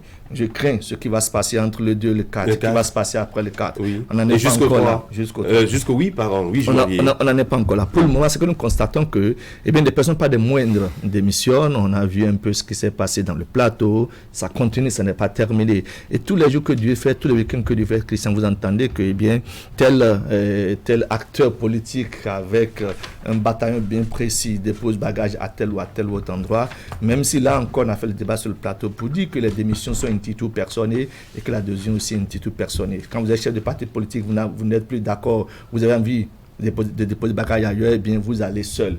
Les militants peuvent vous suivre après, mais vous ne partez pas, soit dit en passant que le parti Tantampion de Wahab dépose bagage au niveau du parti de Christian Tandédian avec ses militants, mais Christian accepte que Wahab vienne et que les autres, c'est par, fidélité à Wahab, fassent l'option après de le rejoindre. Bref, c'était une parenthèse pour faire constater que, on est en train d'éprouver en ce moment la charge des partis politiques. C'est de ça qu'il est question en ce moment. Ça nous oblige forcément, et j'espère que les acteurs politiques vont finir par en arriver là. Ça oblige les acteurs politiques et les législateurs à repenser de façon précise, de fond en comble, l'achat des partis politiques à l'épreuve de ce que nous vivons en ce moment. Ça ne va pas se faire maintenant, mais ça doit pouvoir se faire certainement après les législatives. Oui, la nouvelle législature va s'y atteler. Exactement, pour que véritablement ce qui est objecté en termes de partis politiques, en termes de vie et en termes d'animation, parce que qu'on le voit au parc Christian, il y a là du contribuable qu'on met à disposition des partis politiques. Et quand c'est comme ça, on a des comptes, on a des orientations tout au moins législatives et réglementaires à donner au comportement des acteurs politiques sur le terrain. Les démissions avec les avantages d'avoir été élu conseiller, d'avoir été élu député, ça pose un véritable problème. C'est pour ça qu'il y avait parlé la dernière fois de délinquance politique en ce qui concerne ces agissements de certains de ces acteurs politiques. Bref, pour le moment, on a beau tout dire, rien ne va être changé en ce moment. Ce qui va être fait, c'est ce qui se fait déjà. Ce qui va être fait et va être constaté, c'est est-ce que véritablement le positionnement va être facile pour ceux qui auront donc la lourde responsabilité de positionner. Encore que là encore, Christian, il y a assez d'incertitudes. Même ceux qui se disent être les barons des formations politiques ne sont pas aussi sûrs de leur positionnement sur les listes électorales. Et c'est à côté de ces messieurs-là, Christian, que d'autres se lèvent chaque week-end que Dieu fait pour affirmer leur adhésion. Et c'est plein ce matin dans l'actualité. Ce que vous ne savez pas, Herman Nyamoussou, le parti politique Le Bénin en Marche, vous connaissez? Vous ne connaissez pas. Régulièrement enregistré au ministère de l'Intérieur. Aujourd'hui même, cette formation politique fera sa déclaration et va rallier l'Union progressiste, le renouveau. Alors, pourquoi y vont-ils? Pourquoi quittent-ils d'autres formations politiques pour d'autres? Qui les appelle et qui les y amène? Question difficile à répondre, mais le Bénin en marche qui a eu son récépissé le 22 juillet 2022, mais qui... Déjà, non. Donc il faut préciser que c'est juste, il y a même pas encore 2 mois. 2 mois. Ça s'appelle déjà déposer la vous voyez un peu comment est-ce que ça joue. C'est-à-dire ça a tout l'air d'un amusement. C'est-à-dire des gens se retrouvent, Delphin, quelque part, réfléchissent, disent bon... Mais il faut les formalités normalement. Il faut les formalités normalement. Parce que, vous voyez, je ne coupe pas Delphin. Oui, il va prendre la parole. Vous connaissez les conditions de création d'un parti politique. Il faut avoir des militants dans tous les départements de notre pays. C'est 12 au total. Et c'est tellement de formalités, mais on a fini de faire ça on a eu les récépissés que le 22 juillet dernier. On a 22 août. On a 22 septembre. Et là, on n'est même pas encore à 22 octobre. Ça dit moins de 3 mois. Et cette formation politique se propose de faire une déclaration aujourd'hui pour déposer bagage ailleurs. Non, franchement, quoi. Non, mais quand on voit un peu la tâche titanesque qui reste à abattre avant les législatives à venir et autres, mieux vaut se ranger. Je pense que c'est l'esprit du parti. C'est la preuve que peut-être certains ne réfléchissent pas, ne mûrissent pas leur réflexion avant de se jeter. Bon, on n'est pas pour parler pour le Bénin en marche, mais par rapport à l'information. Il est vrai qu'on va conjecturer un peu parce qu'on va se dire, est-ce que c'est une analyse propre au journal ou c'est vraiment une décision que le journal a eu vent de cette décision pour dire de pareil. Mais si c'est une analyse simple, ok, on va conjecturer sur ça, mais même si c'est encore l'autre, parce que ça apporte de l'eau à notre moulin et à mon moulin, parce que dans ma publication La Dent des Gamètes, j'avais bien dit que désormais il faut qu'un article soit pour dire tout élu démissionnaire doit pouvoir faire au moins 1 an de militantisme dans le nouveau parti politique, dans le parti d'accueil, avant tout positionnement, pour éviter de ces genres de transhumance. Et dans notre analyse, je crois, la semaine dernière, ici, on a bien dit que est-ce que tous ceux qui vont pour être positionnés ou pour autre chose. Mais il faut aussi rappeler qu'on avait dit ici, c'est aussi une façon de se dédouaner, de se cacher derrière, je ne vais pas dire l'irresponsabilité ou l'incapacité, mais derrière quelque chose que les gens ne veulent pas assumer. Donc, du coup, on vous dit déjà, ce n'est pas nous, c'est venu de là-bas. Même si on ne vous positionne pas que c'est venu de là-bas, même si on vous positionne que c'est venu de là-bas. Mais quand on parle de transhumance, il faut préciser, les partis qui officiellement créés et qui fusionnent avec d'autres partis politiques, on ne va pas les appeler des transhumants. Là, ça, c'est un acte officiel et que ça, on ne peut pas appeler ceux-là des transhumants. Mais des gens qui... Vous en faites quoi? Ah non, non, ça c'est pas de la transhumance. Ça, c'est pas de la transhumance. La transhumance, c'est un vagabondage, mais c'est un vagabondage politique. Et comme vous l'avez dit, une délinquance politique. Mais ici, nous avons vu que nous n'avons pas la capacité de pouvoir y aller. Alors, nous nous mettons ensemble parce qu'on dit l'union fait la force. Nous sommes allés vers le... Mais quelqu'un qui se trouve dans un parti politique et qui trouve que, bon, mon positionnement n'est pas sûr, ou le nouveau Hakimi qui est venu est tellement trop percutant et que si je reste, donc du coup je suis à la recherche de donc ça, ou peut-être que des gens qui ont le mandat d'un parti politique et qui à la veille quittent pour aller ailleurs. Non, c'est que ça fait pas classe, ça fait pas propre. Donc là, on peut les appeler des transhumants, mais des partis politiques un peu comme on prend le cas de LNA, on prend le cas de DUD, on prend le cas de PRD, qui se sont officiellement déclarés ou allés vers les autres dans un acte que la loi a même autorisé. La loi a autorisé la fusion. Donc, du coup, je dis... La loi aussi autorisé qu'on n'est pas obligé de rester ad vitam dans un parti. Oui. Donc, le gars, il est dans un parti A, demain, il va dans un parti B. Mais pourquoi attendre la veille d'une échéance électorale pour faire cette démarche? Attendre la veille, c'est-à-dire, il est vrai que nous l'avons plusieurs fois dit ici, l'adhésion et la démission, ce sont des droits propre à en tout cas. Donc du coup on ne peut pas l'interdire à quelqu'un, mais le moment et même les arguments ou le motif, le mobile qu'on brandisse pour dire c'est ça qui a fait que nous sommes partis, on sent quand même que non, que c'est pas objectif, ceci. Donc maintenant si on ne les positionne pas ou si on les positionne, ça dépend de ce qu'on leur a dit pour les faire venir, parce qu'il y a des gens, comme Hakim l'a dit, il y a des gens que les partis politiques vont réellement démarcher. Est-ce que ceux-là, on les mettra dans la même sauce? Est-ce que ceux qui sont venus de leur propre chef ou parce que dérangés ailleurs sont venus, on les mettra dans la même sauce? Mais la seule chose est qu'aujourd'hui, on nous a dit, la décision vient encore une fois du haut. Et on l'avait dit il y a une semaine de ces gens de langage. Oui, très rapidement. Est-ce qu'il faut tenir rigueur au moment pendant lequel les gens font leur déplacement? J'appelle ça transhumance, fusion et tout. Je ne pense pas, et dès lors que la loi n'a pas interdit qu'on fasse les mouvements. C'est-à-dire que la liberté d'association étant un acquis chez nous au Bénin, n'importe qui peut se lever et quitter un mouvement pour l'autre. Ce qu'il faut par contre saluer, c'est le fait que par le passé plutôt, quand on démissionnait d'un parti politique, c'était pour aller créer son propre parti politique. Aujourd'hui, il n'est plus question de démissionner d'un parti politique pour aller créer son parti politique. On quitte un parti A pour un parti B. ou on quitte un parti B pour un parti C, ou on revient. Je pense que c'est ce mouvement qu'il faut essayer de canaliser. Sinon, en gros, pour moi, je ne pense pas que la réforme soit en train d'être mise à très rude épreuve. Il y a juste des ajustements qui se font. Parce que justement, ce qui a peut-être pu marcher avec Wahab pendant qu'il était à la tête du parti, peut ne pas marcher avec Christian quand il a pris le même parti politique. Donc je pense que c'est tenir compte de certains éléments. Et tout à l'heure vous avez dit qu'on va parler de sécurité électorale qui sont un peu très enlevés, ou quelqu'un a déjà travaillé contre cette formation politique-là, mais aujourd'hui retourne à la formation politique. Je pense que c'est des éléments sur lesquels on va revenir. Oui. Attendez, Hakimi, oui. Je vais bien concéder à Emmanuel son analyse, mais il n'y a rien à saluer. Je pense qu'il y a du tout rien à saluer au regard de ce que nous constatons aujourd'hui. Je ne vois rien de beau, rien d'éthique et rien d'intéressant de ce qui se fait.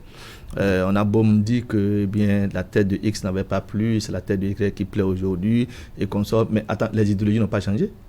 Est-ce que l'idéologie, c'est une question de tête? Ça n'est pas une question de tête. Oui, à tête de reposer, l'acteur politique a compris que finalement, la vraie idéologie qu'il épouse ne se trouve pas dans sa formation politique originelle et que c'est en face. Il n'avait pas une tête reposée au moment où il devrait adhérer c'est insulter l'intellect de ceux à qui vous proposez cette analyse-là. Non, attendez, ne me dites pas qu'il y a 48 heures, il y a 72 heures, il y a un mois. Il y a un mois que, on a retrouvé tous ces sens et puis on s'est rendu compte qu'on n'avait pas fait le bon choix. Et que peut-être parce que, c'est désormais Hakimi, le chef de parti, il est tout mignon, même si je ne suis d'ailleurs pas très vilain sur le plateau, c'est parce qu'il est trop laid, et Christian, que je plie bagage. Mais attendez, non, il s'agit d'une idéologie incarnée par une formation politique et la formation politique travaille, à cette idéologie-là.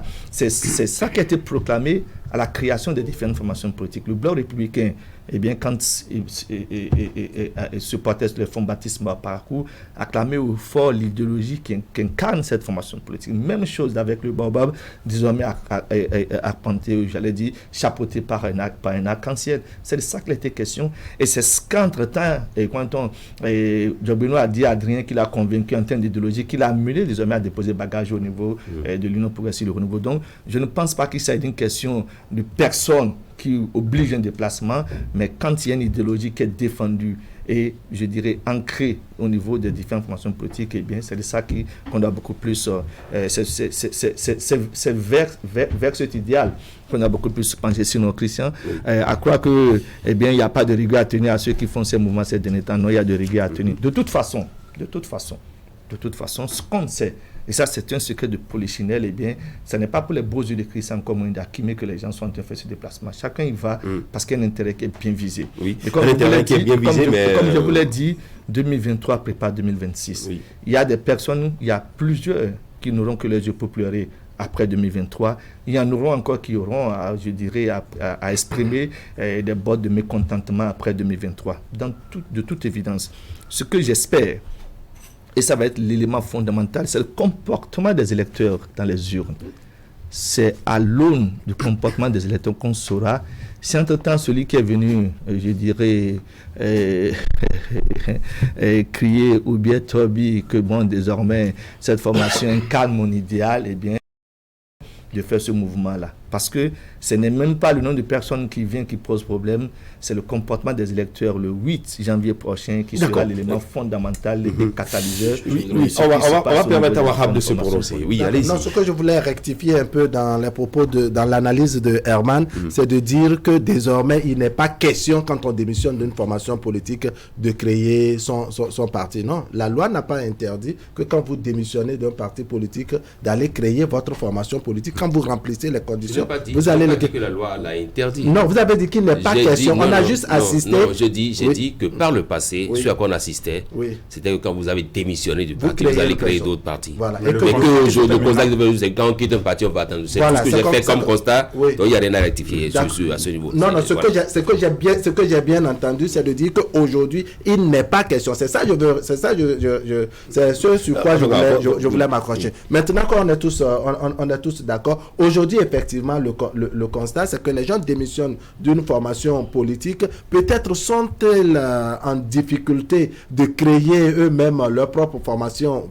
politique, qu'ils se disent, parce que, parfois, on note que certains sont presque l'ombre d'eux-mêmes. et n'ont pratiquement plus grande force et ne peuvent qu'adhérer à une nouvelle formation politique si tant est que ils veulent faire du parti, ils veulent faire de la politique. Donc c'est ce que nous notons. Maintenant sur le terrain, il y a des réalités qui à la fin, n'est-ce pas, c'est un peu comme le disait Herman comme le disait Hakime Seydou Oseni, que c'est à l'aune des suffrages exprimés sur le terrain, de la vérité des unes, de ce que les populations, de ce que les votants auraient fait, n'est-ce pas, qu'on comprendrait l'utilité d'une démission, d'une formation politique à une autre.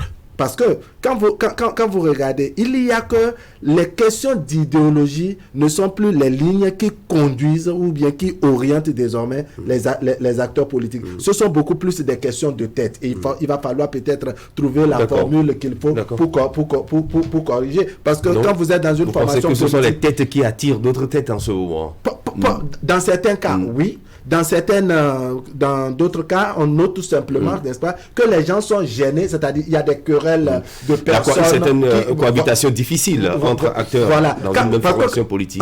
Jusque-là, l'Union progressiste, le renouveau, l'Union progressiste devenue Union progressiste, le renouveau, n'a pas changé son idéologie. À aucun moment on a noté ça. Le bloc républicain, par exemple, n'a pas changé son idéologie. Mais on sent qu'il y a des querelles. Avec le changement de tête. Alors, en adhérant au bloc républicain, c'est parce que c'est dans le serment que les gens prêtaient, c'est parce qu'ils adhèrent, n'est-ce pas, à l'idéologie prônée par le bloc républicain, par exemple. Qu'est-ce qui a changé? Mais dans les discours, c'est pas le changement de tête qui est bien souvent évoqué. Quand on justement, c'est ça qui va en contradiction. Et c'est ça que soulignait tout à l'heure Delphin Gangana. Oui, pour ajouter au constat de Herman, il faut aussi constater que en temps les gens gardaient les partis politiques là, et même eux quittent les partis politiques, ils s'alignent à d'autres partis politiques, mais le parti politique est toujours existant, ce qui fait qu'on avait constaté près de 200 et quelques partis politiques, mais aujourd'hui, les gens dissolvent leur parti politique et se fondent dans un autre parti politique. Donc, un parti politique qui absorbe d'autres partis politiques et même des partis politiques de l'opposition qui acceptent de fusionner, oui, mais opposition, même si on va pas appeler vraiment opposition. Même là, on ne le constate pas de façon claire sur le terrain.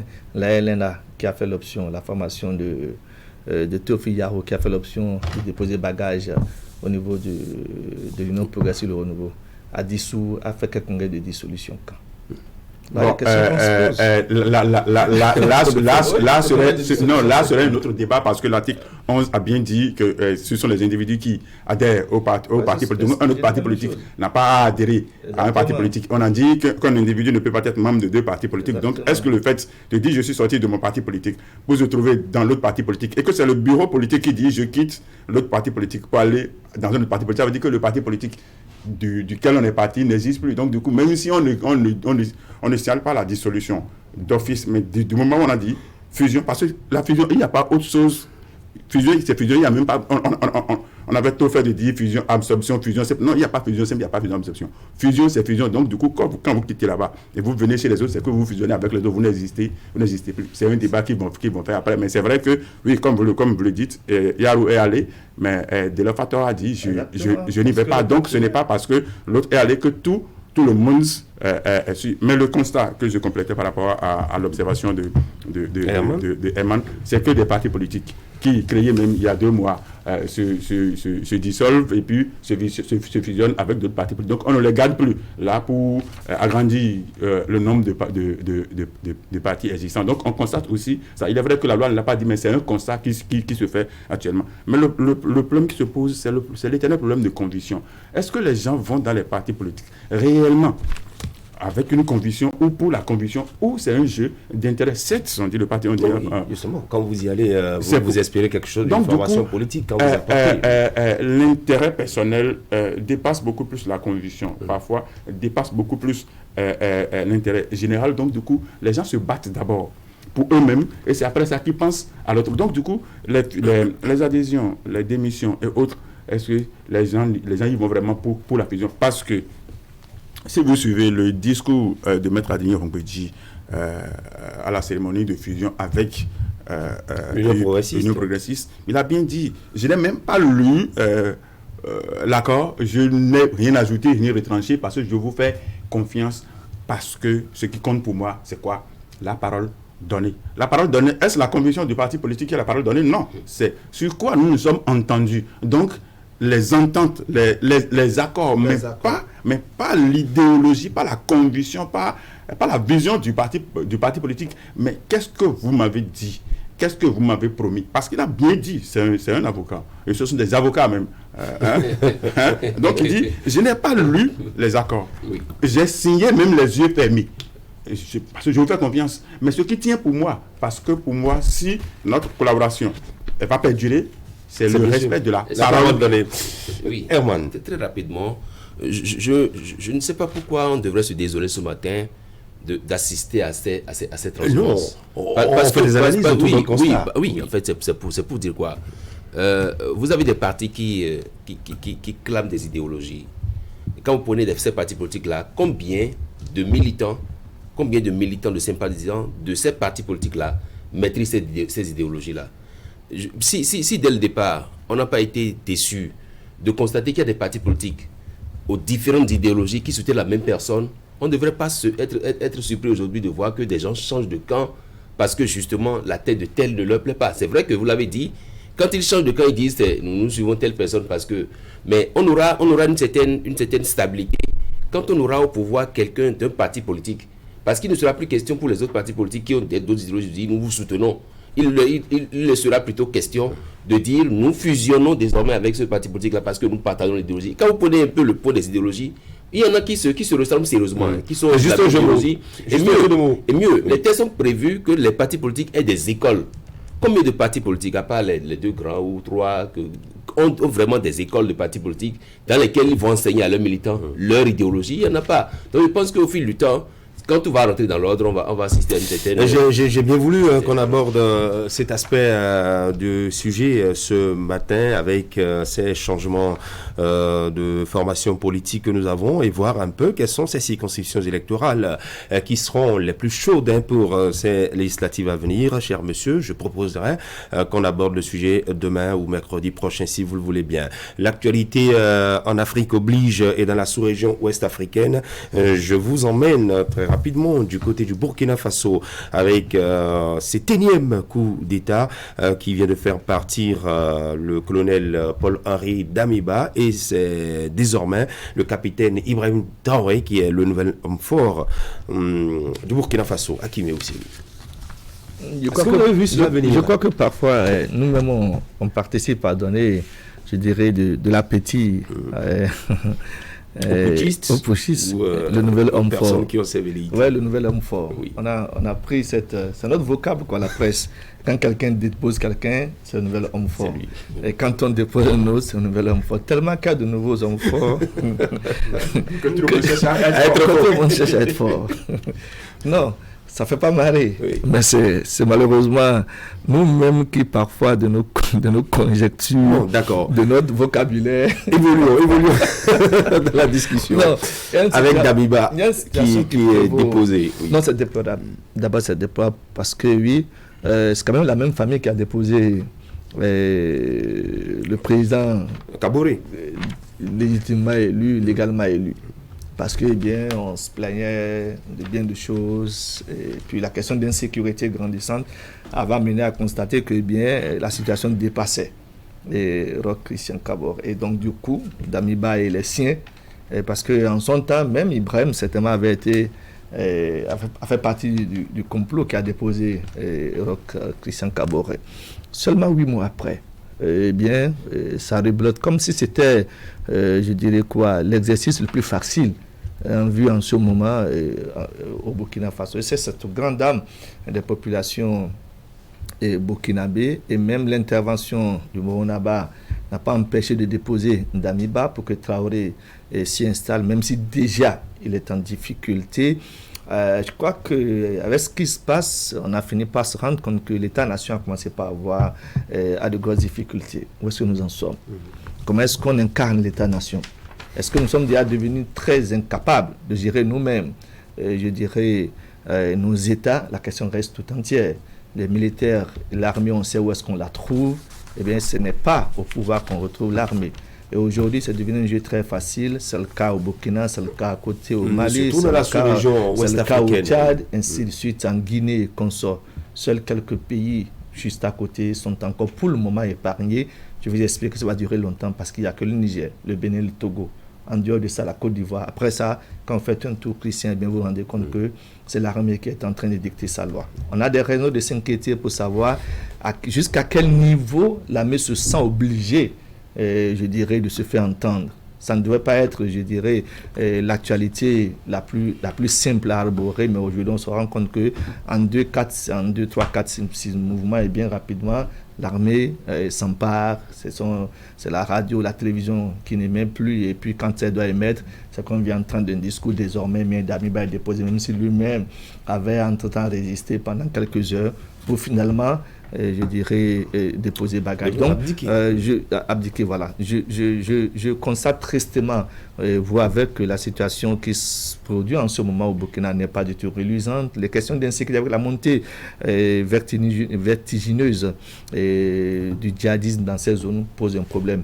Et puis, ça va dans tous les sens. La confusion, elle est vite semée dans la tête des populations. Elles s'en sont prises, je dirais, au symbole de la France, l'ambassade, bien entendu, parce que estimant que Damiba était réfugié, était de mèche avec les Français. Vous voyez, quand on est dans ce imbroglio, on n'arrive plus à démêler les chevaux. On ne sait plus où est-ce que ça va. Et à l'arrivée, eh bien, on ne se concentre plus sur l'essentiel. Et ça donne ce à quoi nous assistons en ce moment du côté du Burkina. Puis si un peu plus tôt, quand ils ont déposé le Christian Kaboré, on avait véritablement pensé le Burkina Faso, on avait pensé les actes qui ont été posés, certainement qu'on ne se retrouvait pas dans cette situation-là. Et comme c'est l'armée qui a déposé, et que l'armée est encore capable d'avoir des personnes comme Ibrahim et autres encore présents, eh bien, rapidement, et ça part. Je ne sais pas si Ibrahim va durer 8 mois, comme ça a été le cas avec Damiba. Est-ce que c'est 6 mois, est-ce que c'est 4 mois, est-ce que c'est 1 an, c'est 2 ans? Eh bien, la question est là dans une incertitude. Aujourd'hui, on se rend qu'il y a un véritable problème de gouvernance en Afrique. Il va falloir qu'on repense notre gouvernance au plan Au Burkina Faso, c'est un éternel recommencement. Les militaires ne restent plus dans les casernes. Ils sont désormais aux abords de la présidence de la République. Et ou même, pour aller plus loin, dans le fauteuil du président de la République qui devrait, normalement, dans un pays démocratique, être un civil. Oui, c'est une situation déplorable, malheureuse, qu'il faut condamner. Il ne faut pas du tout souhaiter. Mais il faut constater que la paix dans un pays, c'est la peur de la population. Et la démocratie apaisée, une démocratie apaisée ou réussie, c'est d'abord l'armée maîtrisée, l'armée dévouée, l'armée consciencieuse, l'armée respectueuse. Sinon, parce qu'il n'y a pas de pouvoir sans le pouvoir des armes. Tout homme, même élu, si l'armée n'est pas avec, si l'armée n'est pas résolue à cette tâche ou à ces activités régaliennes, c'est que vous avez beau faire d'élire un président, mais si votre armée n'est pas une armée consciencieuse, une armée consciente, une armée vraiment engagée, c'est que vous n'avez pas encore la paix. Parce que il n'y a pas longtemps, comme on l'a dit, il y a 8 mois, on a descendu quelqu'un pour changer quelque chose. Aujourd'hui, on descend encore un frère qui descend encore un autre frère, et l'ennemi n'a jamais été tellement trop loin. C'est toujours des proches qui se le font. On descend encore un autre frère, et puis qu'est-ce qui prouve que le frère actuel fera encore un long feu? On le laisse. Donc, c'est qu'il faut faire tout pour que les choses aillent dans la mesure, c'est-à-dire dans la mesure normale, pour qu'il n'y ait plus de ces situations. Parce que quand on dit qu'on descend quelqu'un, on reprend pratiquement le système à zéro, parce qu'il faut encore installer de nouveaux hommes, il faut installer, donc du coup, on recommence pratiquement à zéro. Est-ce que c'est ça qui fait l'évolution du pays? Est-ce que c'est ça qui fait le développement du pays? Parce que, comme je l'ai dit, quand l'armée est de votre côté, c'est que vous avez le pouvoir, mais quand l'armée n'est pas de votre côté, vous n'avez pas le pouvoir. Dès que la population se soulève et que l'armée est du côté de la population, le président est descendu dans les secondes à venir. Mais si l'armée n'est pas du côté de la population, on assiste d'abord à une tuerie, et c'est jusqu'au moment où l'armée trouve que on en a tellement trop, il faut ranger du côté de la population qu'il y a de diminution de morts. Et il faut souhaiter à ce qu'on n'assiste plus à ces genres de choses, qu'il y ait de morts ou qu'il n'y ait pas de morts.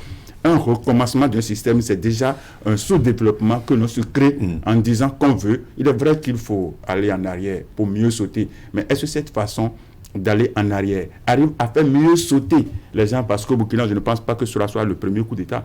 Il y en avait déjà eu dans le passé. Et bon, voilà pourquoi nous avons parlé éternel recommencement. Il est vrai que le Bénin se trouve être un tout petit peu épargné de ça, parce qu'on avait assisté à beaucoup de choses ici, où on nous avait traité même de l'enfant malade de l'Afrique, mais aujourd'hui nous sommes guéris. Mais il faut qu'on continue notre traitement, de prendre nos médicaments quotidiens, histoire de ne pas rechuter et tomber dans de pareils. Et c'est pour ça que j'avais publié l'autre fois un truc que je dis, il faut que nous vendons ce que nous avons de très cher. L'article 42 qui a été révisé en 2020, novembre 2020, on doit pouvoir mettre de l'accent sur ça pour être le champion ou le promoteur de sa histoire, d'éviter que les gens se donnent cette capacité de penser qu'ils seront éternellement au pouvoir, et qu'on peut changer à tout bout du temps la constitution pour se dire je suis encore un nouveau homme, ou c'est une nouvelle république pour s'installer. Parce que tout ça concourt à ce que nous assistons, parce qu'il faut aussi savoir gérer. Les choses pour gérer les hommes. Le pays dont il est question ce matin se fait identifier comme étant le pays des hommes intègres. Devrait-on continuer par les appeler ainsi quand toutes les fois, chaque année, il faut assister à ce genre de spectacle désolant qui plombe un peu le développement, alors qu'on fait face à la montée de l'insécurité dans la sous-région? Non, ce vocable posera problème, n'est-ce pas, quand on connaît la signification, je dirais, de l'intégrité.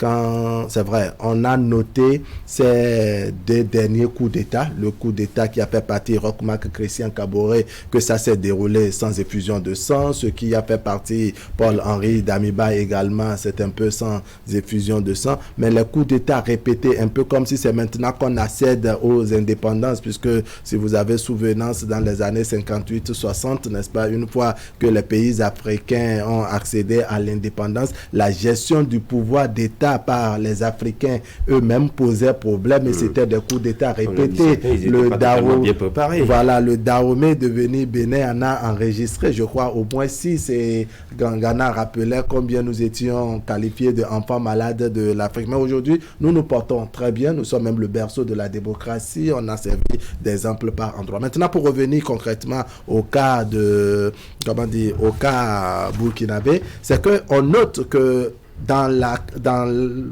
au Burkina et un peu partout, le seul corps bien organisé la plupart du temps, bien entendu, c'est l'armée. C'est-à-dire quand vous prenez les différentes composantes, la classe politique, la société civile, les intellectuels et autres, ceux qui sont souvent bien organisés et un peu disciplinés, c'est bien entendu l'armée. Maintenant, je dirais, ce mélodrame au niveau de l'armée où on ne sent plus la cohésion, apparemment on se parle mais on ne s'entend pas et on ne se comprend pas, ça pose un véritable problème, parce que celui qui a fait partie le civil démocratiquement élu, je parle de Roch Marc Christian Kaboré, celui qui l'a fait partie, c'est un homme en uniforme. Et on devrait donc s'attendre à ce que, en tant qu'homme discipliné de l'armée, homme de rang et autres, les choses puissent bien se passer. Mais lui, à son tour, il bénéficie lui aussi, n'est-ce pas, d'un coup d'État dose adulte, c'est-à-dire c'est encore l'armée qui vient le faire partie. Ça veut dire que même au sein de l'armée, où la solution devrait venir, il y a un véritable problème qui se pose là. On n'a pas pu s'entendre. Et à 8 mois, comme le souligne Hakime Seydou Osseni, qu'est-ce qui n'a pas concrètement marché? C'est vrai, on peut spéculer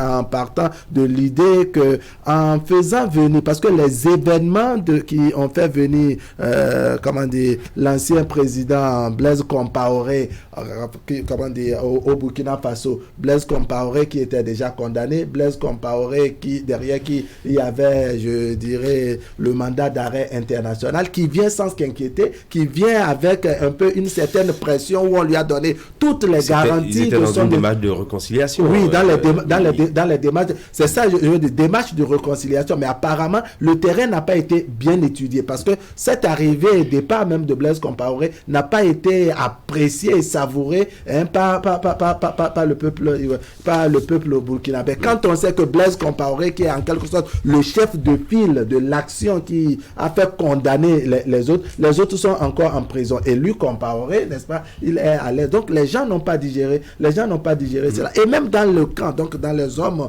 en uniforme, il y avait un véritable problème reproché à Roch Marc Christian Kaboré. Et quand Paul-Henri Damiba est venu, il n'a pas fait de cela un sujet prioritaire. Par conséquent, ses frères d'armes ont en quelque sorte estimé il venait de passer quelques mois, il n'a pas eu le temps de... Oui, non, les questions pareilles, les questions de subsistance, c'est ça que posait l'armée. Et ça devait être une priorité. On n'a pas besoin de rester ou de demeurer dans le fauteuil présidentiel du JS sans prendre en compte les questions, dans les questions de... On vous écoute, l'armée. Oui, allons voir un peu le parcours de cet homme. Il est âgé de 34 ans, grade capitaine. Est-ce que vous pensez qu'il a les épaules qu'il faut pour porter le Burkina Faso dans ces conditions? Ses épaules frêles. Le Burkina, ce qu'un lieutenant-colonel n'a pas pu réussir, est-ce que le capitaine peut le faire? Vous avez vu déjà cette scène de liesse des populations qui ont salué le fait que ce soit un capitaine. Il a d'ailleurs parcouru la ville, il a baladé pour montrer qu'il est le nouvel homme fort, comme on aime toujours le dire. Mais j'ai du mal. Akimi n'est pas d'accord avec ça. C'est-à-dire que c'est compliqué. Hein. Tout ce qui se passe au Burkina Faso aujourd'hui, moi je lis ça à Blaise Compaoré. Pas parce qu'il est directement impliqué, mais parce qu'il n'a pas su préparer son départ. C'est aussi un homme fort. Vous voyez, il n'a pas su préparer son départ. Il n'a pas travaillé pour quitter le pouvoir. Et donc il a été sonné, il a quitté le pouvoir dans la précipitation. Quelqu'un a pris. Après, c'est l'autre qui a été installé, Kaboré qui a été installé, élu démocratiquement. Mais les militaires ont toujours pensé que ce qui se passe là-bas, que c'est pas ce qu'ils auraient souhaité. Est-ce que la CEDEAO peut faire quelque chose pour ramener la stabilité dans ces différents pays-là? Je pense que la balle est encore dans ce camp aussi. Si la CEDEAO pouvait, c'est qu'on n'en serait pas. Aujourd'hui, la situation de putsch encore du côté du Burkina Faso. Vous disiez tout à l'heure, Christian, que le nouveau chef autoproclamé de la junte était jusqu'à vendredi dernier capitaine, commandant du régiment d'artillerie de Kaya. En janvier dernier, il faisait partie des jeunes officiers amenés par le lieutenant déposé, le lieutenant-colonel Damiba, et ceux qui ont traversé Roch Christian Kaboré. Ça veut dire qu'il a fait partie du coup de janvier dernier. Donc il connaît un peu comment est-ce que le coup a été préparé. Vous voyez, comme le disait, je ne sais pas si c'est Wahab, mais si c'est Ganaga, que l'ennemi n'est pas souvent trop loin. On connaît un peu le chemin qui a été arpenté pour déposer. Au-delà du chemin, ce sont les causes, les raisons pour lesquelles on a fini par déposer le lieutenant colonel Damiba. Entre-temps, et c'est ce que nous avons entendu, quand on déposait Roch Christian Kaboré, c'est qu'on se plaignait de la montée vertigineuse du djihadisme. Et qu'on se rendait compte qu'il n'y avait pas tellement de logistique mise à disposition de l'armée sur le terrain. Et donc, du coup, on estimait que certainement si on passait à l'acte qui a été posé en janvier dernier, qu'un homme en uniforme serait beaucoup plus conscient de la situation, je dirais, de ses frères d'armes au front. Malheureusement, le constat n'a pas été fait. Herman parlait tout à l'heure, donc, je dirais, de l'opération Cobra sur le terrain, avec pas suffisamment d'armes. Et j'ai l'impression qu'on a au fait de jeter un coup d'œil sur ce qui se fait du côté du Mali. Parce que s'attaquer au symbole de la France, c'est comme pour dire que la France est la raison pour laquelle, eh bien, les hommes en uniforme, les hommes en armes ne sont pas suffisamment bien traités sur le terrain. Et tout de suite, comme solution proposée, eh bien, c'est la Russie. Parce que, eh bien, on estime que la Russie est du côté du Mali, et puis bon, voilà, ça va dans tous les sens. Je crois que copier n'est pas copier. Oui. Parce qu'on ne sait pas, c'est vrai que l'ennemi reste un ennemi commun. Mais les armes pour combattre l'ennemi, ce n'est pas forcément l'arme qui a été utilisée par le Mali qui va être l'arme la plus efficace pour arriver à bout, par exemple, de l'ennemi du côté donc, du Burkina Faso. Ce n'est pas que la Russie qui peut être comme un allié. Les États-Unis ont souvent été des alliés. Donc c'est un peu dans tous les sens que ça va. Je veux vraiment espérer que Ibrahim, le capitaine Traoré et les siens vont véritablement arriver, je dirais, à rassurer les autres. Parce que oui, un coup d'État, un push du genre, ce n'est pas 2 personnes, ce n'est pas 3 personnes. On ne l'a pas pensé en 2, on ne l'a pas passé en 48, on l'a pensé peut-être sur plusieurs jours. Je crois que c'est depuis qu'ils ont commencé déjà par alerter du lieutenant-colonel, de ce que bien, les conditions n'ont pas véritablement changé, que bien ils ont commencé par proposer eux-mêmes en leur sein la possibilité, au cas où ça ne changeait pas, eh bien, de prendre les choses en main. Mais parce que le débat est d'être clos sur le Burkina Faso, parce que nous devons étudier pour voir si ils ont la solution au problème. Est-ce que ces institutions, quand on fait le point, est-ce qu'elles ont véritablement apporté des solutions aux situations que vivent les États à l'intérieur? Je crois que pas vraiment. En tout cas, la CEDEAO fait cas de son inquiétude. Au lieu que la CEDEAO se contente de condamner, d'émettre des inquiétudes, c'est que la CEDEAO devrait aider ces chefs d'État-là, en fait, ces nouvelles hommes forts-là, à pouvoir rapidement organiser le pouvoir et à pouvoir transmettre le pouvoir civil. Au lieu de rester là, condamné, on va faire blocus, on va bloquer les frontières, on va faire ci, on va faire ça, alors que... La CEDEAO et autres, c'est un conglomérat de chefs d'État africains qui ont leurs propres problèmes à leur niveau. Et par conséquent, il faut revoir la formule de sanctions que la CEDEAO très vite condamne ceci et cela. Et quand on a également des chefs d'État qui ne font pas unanimité en fonction des règles, n'est-ce pas, même de la CEDEAO, ça pose un problème. Vous vous souvenez, n'est-ce pas, quand il y a eu, coup d'État toujours au Burkina Faso, en Guinée également, et que ce soit Alassane Ouattara qui évolue, n'est-ce pas, comme chef de file dans des délégations, et qu'on veuille lui rappeler, n'est-ce pas, combien la question du troisième mandat n'est pas totalement évacuée en Côte d'Ivoire. Vous voyez donc, ça devient un véritable problème. Quand ceux qui représentent la CEDEAO et doivent prendre la parole eux-mêmes sont déjà en difficulté dans leur propre pays et ne sont pas des exemples pour la sous-région. Quelques secondes. Oui, mais quand vous êtes dans un quartier et dès qu'il y a du bruit, on appelle votre nom. Dès qu'il y a une pète d'enfant, on vous accuse de sorcier. Il faut que vous-même, vous fassiez un travail sur vous-même pour dire, soit vous vous cachez, soit vous vous demandez, mais pourquoi les gens, chaque fois qu'il y a un problème, c'est mon nom, on appelle. Il faut que la France aussi commence par se poser des questions. Les personnes dont vous parlez ne sont pas, disons, des étrangers. Pourquoi ces mouvements d'hostilité envers la France? Et dans la foulée, c'est que vous avez vu dans les rues de Ouaga, on a commencé par agiter les drapeaux de la Russie. Je me demande si c'est vraiment est-ce qu'il faut copier pour copier? C'est aussi une question. D'abord, il faut se poser la question. Quand est-ce qu'on a eu le temps d'aller confectionner ces drapeaux et de les avoir en quantité suffisante? Parce que ils revendiquent le départ de la France. Et en même temps qu'ils revendiquent le départ de la France, c'est que bien, ils ont en vue, ils ont dans le viseur la Russie qui a ses propres problèmes avec ce qui se passe actuellement en Ukraine. En tout cas, messieurs, merci beaucoup.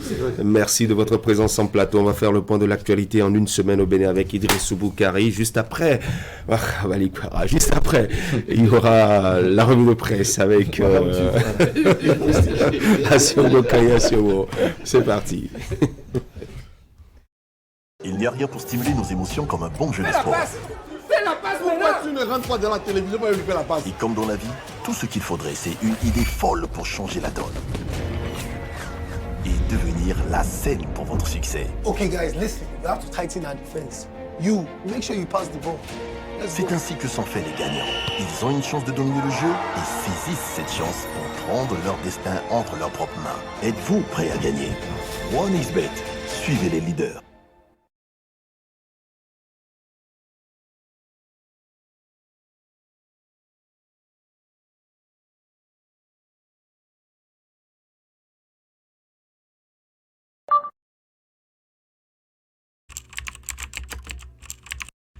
Votre chaîne Canal 3 Bénin à portée de main.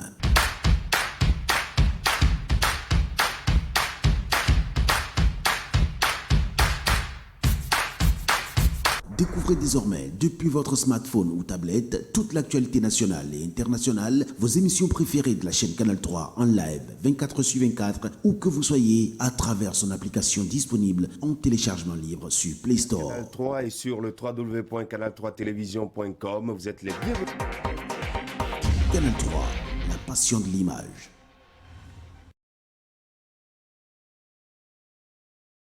USM Bénin, établissement privé d'enseignement supérieur spécialisé dans la formation des leaders, vous offre différentes formations homologuées par l'État béninois et accréditées par le CAMES qui vous donne les grades de licence et master professionnel. Au terme de votre formation, vous êtes directement opérationnel dans le tissu économique et maîtrisez les péripéties de l'administration des entreprises, des relations internationales et des sciences sociales. Nos filières en licence Bac+3 et master Bac+5, génie civil, eau et assainissement, administration générale, administration des finances, sciences juridiques, sciences politiques, sciences économiques et de gestion, marketing, communication et commerce, banque finance et assurance, finance, comptabilité et audit, gestion des ressources humaines, entrepreneuriat et gestion des projets, transport et logistique, gestion des médias, hôtellerie, tourisme et restauration, système informatique et logiciel, assistant de direction. USMB c'est la boussole à l'emploi indépendant et salarié. Nos différents sites, Cotonou, Calavi, Akpapa, Porto Novo, Lokosa, Boïcon, Parakou, Djougou. Contact plus 229 97 30 84 84. Sembena, le chemin vers l'emploi. Bienvenue dans un monde où vous avez le pouvoir. Le pouvoir d'aller toujours plus vite, toujours plus loin, de repousser les limites. Le pouvoir d'être libre, le pouvoir d'entreprendre, de vous dépasser. Le pouvoir de vous connecter au futur, d'inventer le monde de demain. Avec Isocel, vivez dès maintenant l'expérience du pouvoir de la fibre à partir de 25 000 francs seulement. Pour plus d'informations, appelez le 72 27, appel gratuit.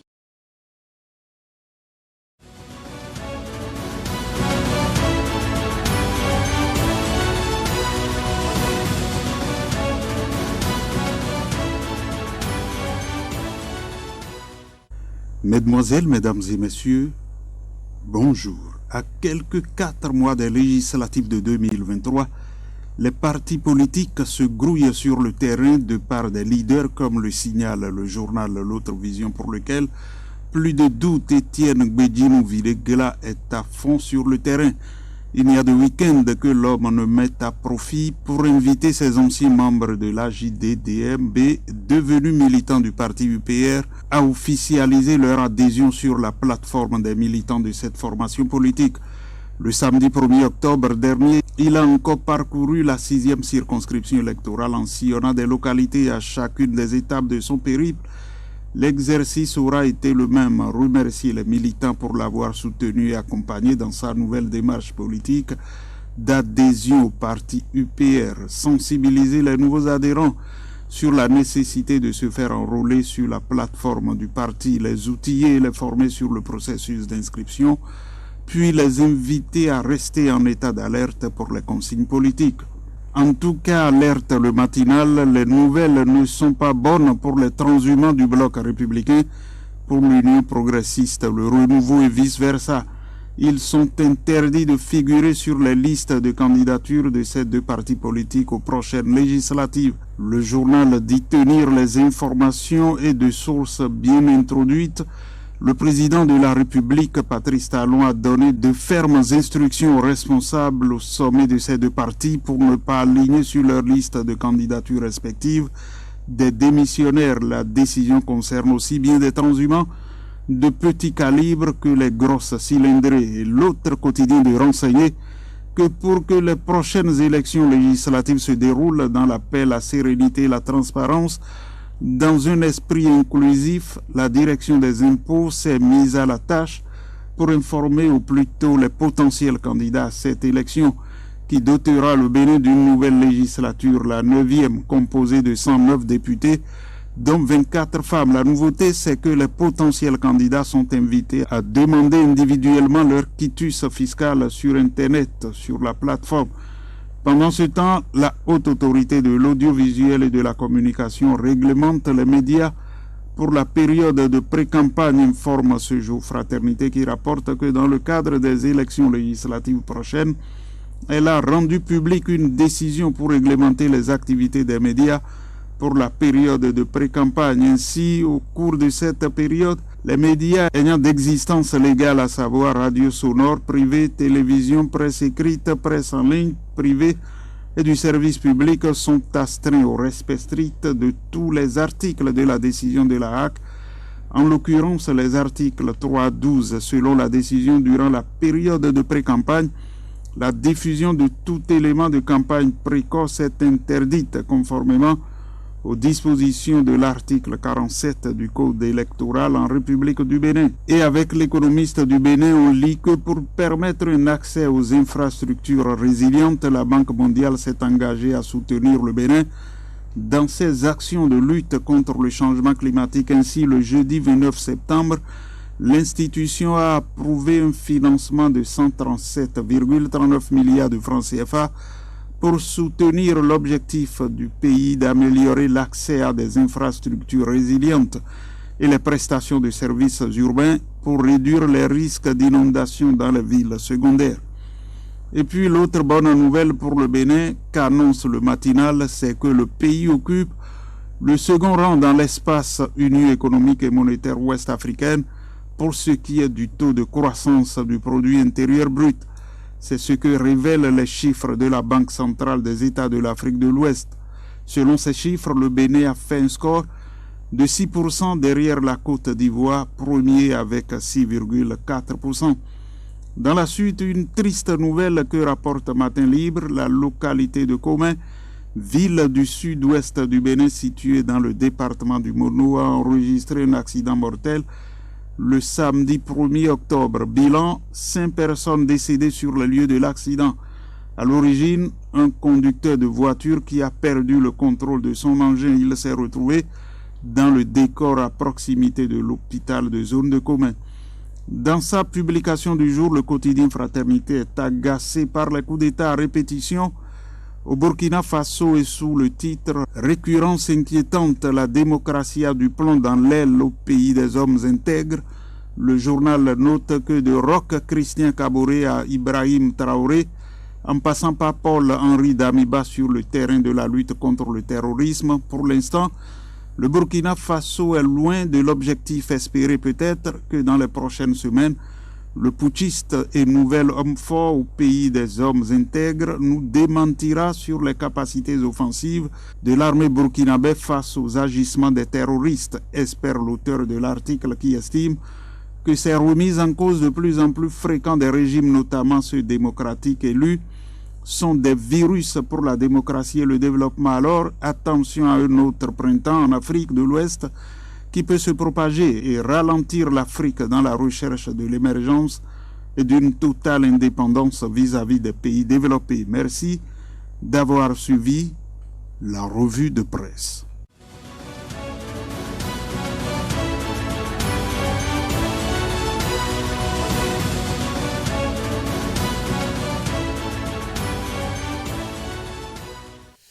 Et ce sera tout pour ce lundi 3 octobre 2022. Merci à tous de votre attention. Chez vous, c'était Actu Matin sur Canal 3 Bénin. Bonne suite de journée en compagnie de nos programmes. On se retrouve demain à partir de 7h. D'ici là, portez-vous bien. Gardez le sourire. Au revoir.